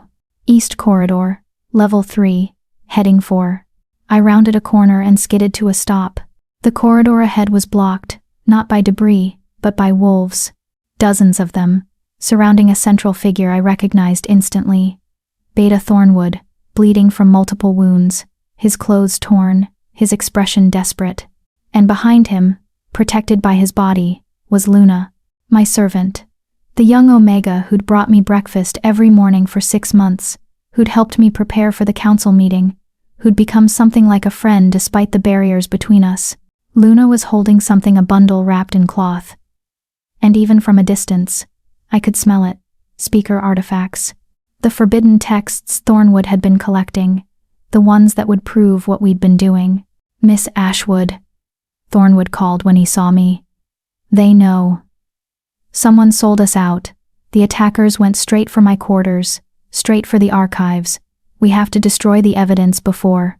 A massive gray wolf broke through Thornwood's defense, jaws closing around Luna's arm. She screamed, and the bundle fell, scattering precious documents across the blood-stained floor. I felt something inside me snap, not break, transform. That hollow space where my wolf had slept for 18 years suddenly exploded with power. Not a wolf, not exactly. Something older, vaster. The speaker and the beast finally, fully unifying into something that had never existed before. My voice, when it emerged, wasn't mine anymore. It was layered with frequencies that bypassed consciousness and spoke directly to the primal core of every shifter in range. Enough. The word detonated, like a bomb made of pure will. Every wolf in the corridor, attacking and defending, both froze instantly. Not just frozen in place, but frozen in consciousness, their minds locked in stasis by a command so powerful it overrode even their autonomic functions. Silence fell like a curtain. I walked forward through the maze of paralyzed wolves, and I felt the change in myself. My eyes blazed pure silver now, not just threaded with it. My skin seemed to glow with internal light, and when I spoke, reality itself bent to accommodate my words. Release her. The gray wolf's jaws opened mechanically, dropping Luna's mangled arm. She collapsed, gasping, bleeding badly but alive. Thornwood, get her to Dr. Reeves. Take the artifacts, hide them. He stared at me with something like religious awe. What are you? I don't know yet, but I'm about to find out. Go. Now. He grabbed Luna and the scattered documents, fleeing toward the medical wing. I turned to face the paralyzed wolves, feeling the weight of what I'd just done settling over me like a mantle. I'd revealed myself completely. Every wolf here would remember this, would report it to their alphas. There was no more hiding, no more pretending to be just a wolfless curiosity. The secret was out. Behind me, I heard footsteps, multiple people, running. I turned to see Darius burst around the corner, partially shifted, his beast riding close to the surface. Morgana and Cyrus flanked him, and bringing up the rear was Kron, still naked, still furious. They all stopped dead when they saw the scene. Kiera, Darius breathed, and I felt his shock through our bond. Your eyes, you're fully manifested. What is this? Morgana demanded, staring at the frozen wolves. What did she do? She commanded them. Kron said triumphantly. Just like she commanded me. She's a speaker. The High Alpha has been hiding a speaker in the Citadel for 6 months, training her, building power. Building a rebellion, Cyrus finished, his nervous energy crystallizing into certainty. That's what this is. The attacks, the breach, it's not from outside. It's from inside. She's been turning our own people against us. That's not true, I said, but my voice still carried that layered power, and all 3 council members flinched. I've been learning to control abilities I didn't ask for and never wanted. The attack was orchestrated by Kron to expose me, to force this confrontation. Lies, Kron snarled. I had nothing to do with. You knew exactly where to find me. Knew I'd be in the restricted wing at this exact time. Knew I'd react to protect Sarah. You set this up. Prove it. I don't have to. You're going to tell them yourself. I let the speaker power rise fully, stopped fighting the transformation that had been building for months. Alpha Kron, I command you. Speak the truth about your involvement in today's attack. He fought. Gods. How he fought. His will was tremendous. His alpha authority pushing back against my command with everything he had. But I was fully manifested now, powered by the binding with Darius, amplified by my grandmother's locket, channeling something ancient and absolute. The words tore from his throat against his will. I hired mercenaries to breach the Citadel. I gave them the security codes. I directed them to the restricted wing and Thornwood's quarters. I did this to force the speaker to reveal herself and prove the High Alpha was harboring forbidden bloodlines. Morgana's expression shifted from suspicion to cold fury. You violated Citadel security. Endangered everyone here. For what political advantage? For the safety of our kind, Kron roared, breaking free of my command through sheer rage. Speakers enslaved us for centuries. They controlled our minds, made us puppets, stripped away our free will. The High Alpha should have killed her the moment he discovered what she was. Instead, he bound himself to her, made himself vulnerable to having an ally instead of an enemy. Darius interrupted, his voice carrying deadly calm. Yes, Kron. I discovered Kiera was a speaker, and rather than executing an 18-year-old girl for the crime of her genetics, I chose to see what she could become with training and support. I chose to believe that speakers and shifters could coexist, as we were meant to before fear and prejudice tore us apart. That's treason. That's evolution. We've been suppressing speaker bloodlines for 500 years, and what has it gained us? A world where different is synonymous with dangerous, where anyone born outside narrow parameters is eliminated. We're not protecting ourselves, we're limiting our own potential. Beautiful speech, Cyrus said, his fingers tapping that nervous rhythm. But it doesn't change what she is, what she represents. The council has standing orders. The council, I said, letting power ring in every word, is about to change its orders, because I'm not alone. There are others like me, children born with these abilities, who've been diagnosed as ill, imprisoned, executed, and I'm going to find them, protect them, train them. You can either help me, or I'll do it without you, but you will not stop me. You think you can threaten the council? Morgana's voice was ice. One manifested speaker against centuries of established power? Not just her, said a voice from the corridor entrance. Thornwood stepped into view, bleeding but unbowed. Me too. I stand with the speaker. And me. Dr. Reeves emerged from another passage, Luna supported in her arms, already being treated. I'll document everything she can do, create protocols for training others, provide medical support. This is insanity, Cyrus breathed. You're all committing suicide. We're committing to something better, I said. A world where power doesn't have to come from fear. Where different doesn't mean disposable. Where an explosion, bigger than the first, rocked the citadel.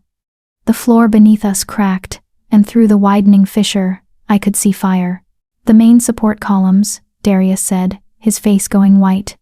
If they fail, this entire section will collapse. The mercenaries, Kron said.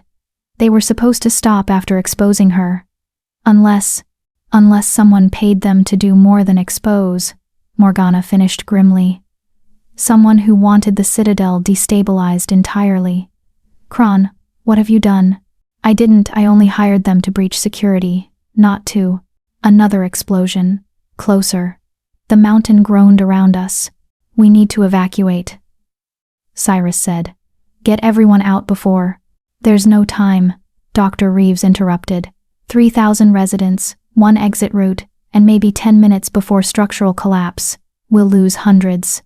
Everyone looked at me. What? I asked, feeling their expectation like a physical weight.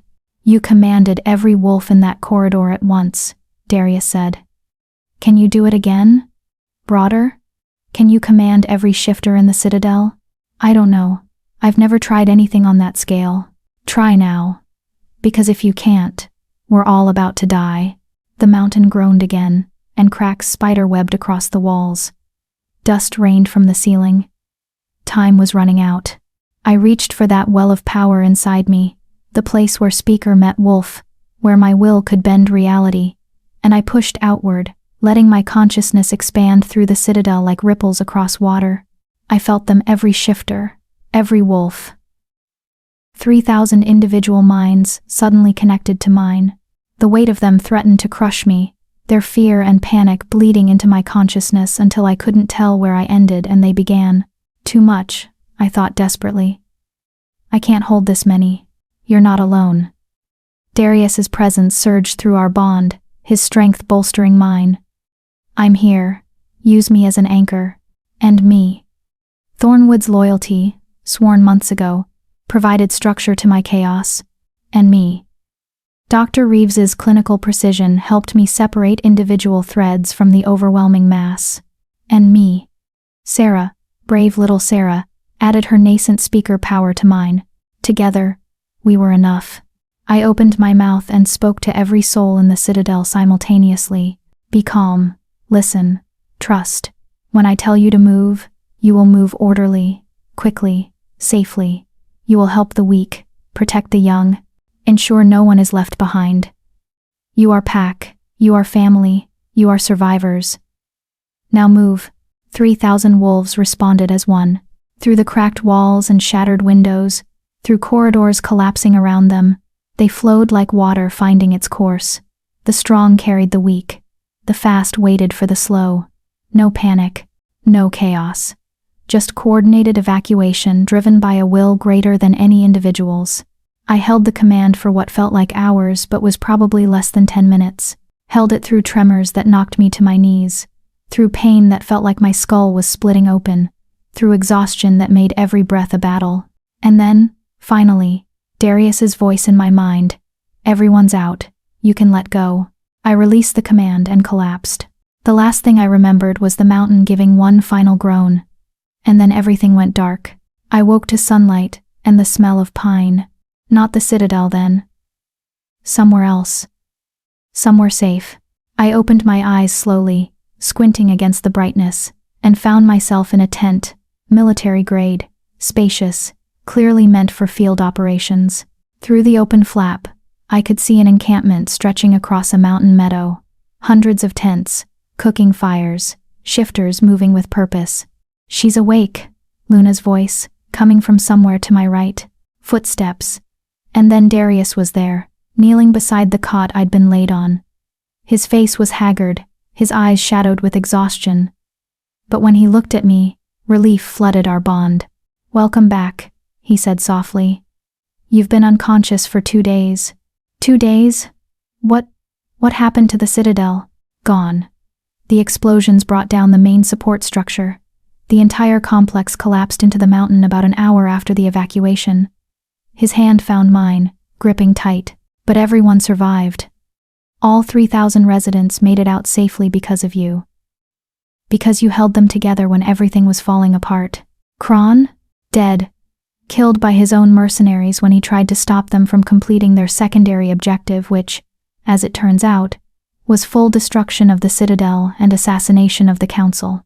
Someone wanted us eliminated entirely. Who? We don't know yet. But we will find out. He helped me sit up, supporting my back. Kiera. The council is changed. Kron's betrayal, the attack. Seeing what you did, it shifted something. Morgana and Cyrus are willing to negotiate, to consider a new arrangement where speakers are protected rather than hunted. And in exchange, you help us rebuild. Not just the citadel, but our entire society. Create balance between speakers and shifters the way it was always meant to be. I looked out at the encampment, at shifters of every rank working together to build temporary shelters, to cook communal meals, to care for the young and elderly. The hierarchy still existed, but softened, made flexible by shared trauma and survival. "This is going to be complicated," I said. "Catastrophically complicated," he agreed, "but also necessary, and possible, because of you." Sarah poked her head into the tent, her young face bright with relief. "You're awake. Dr. Reeves said you might sleep for weeks, but I knew you were stronger than that." Behind her, Thornwood appeared, and then Dr. Reeves, and then more faces, wolves I'd commanded during the evacuation, people I'd saved, lives I'd touched. They crowded into the tent and spilled outside it, all wanting to see the speaker who'd kept them alive.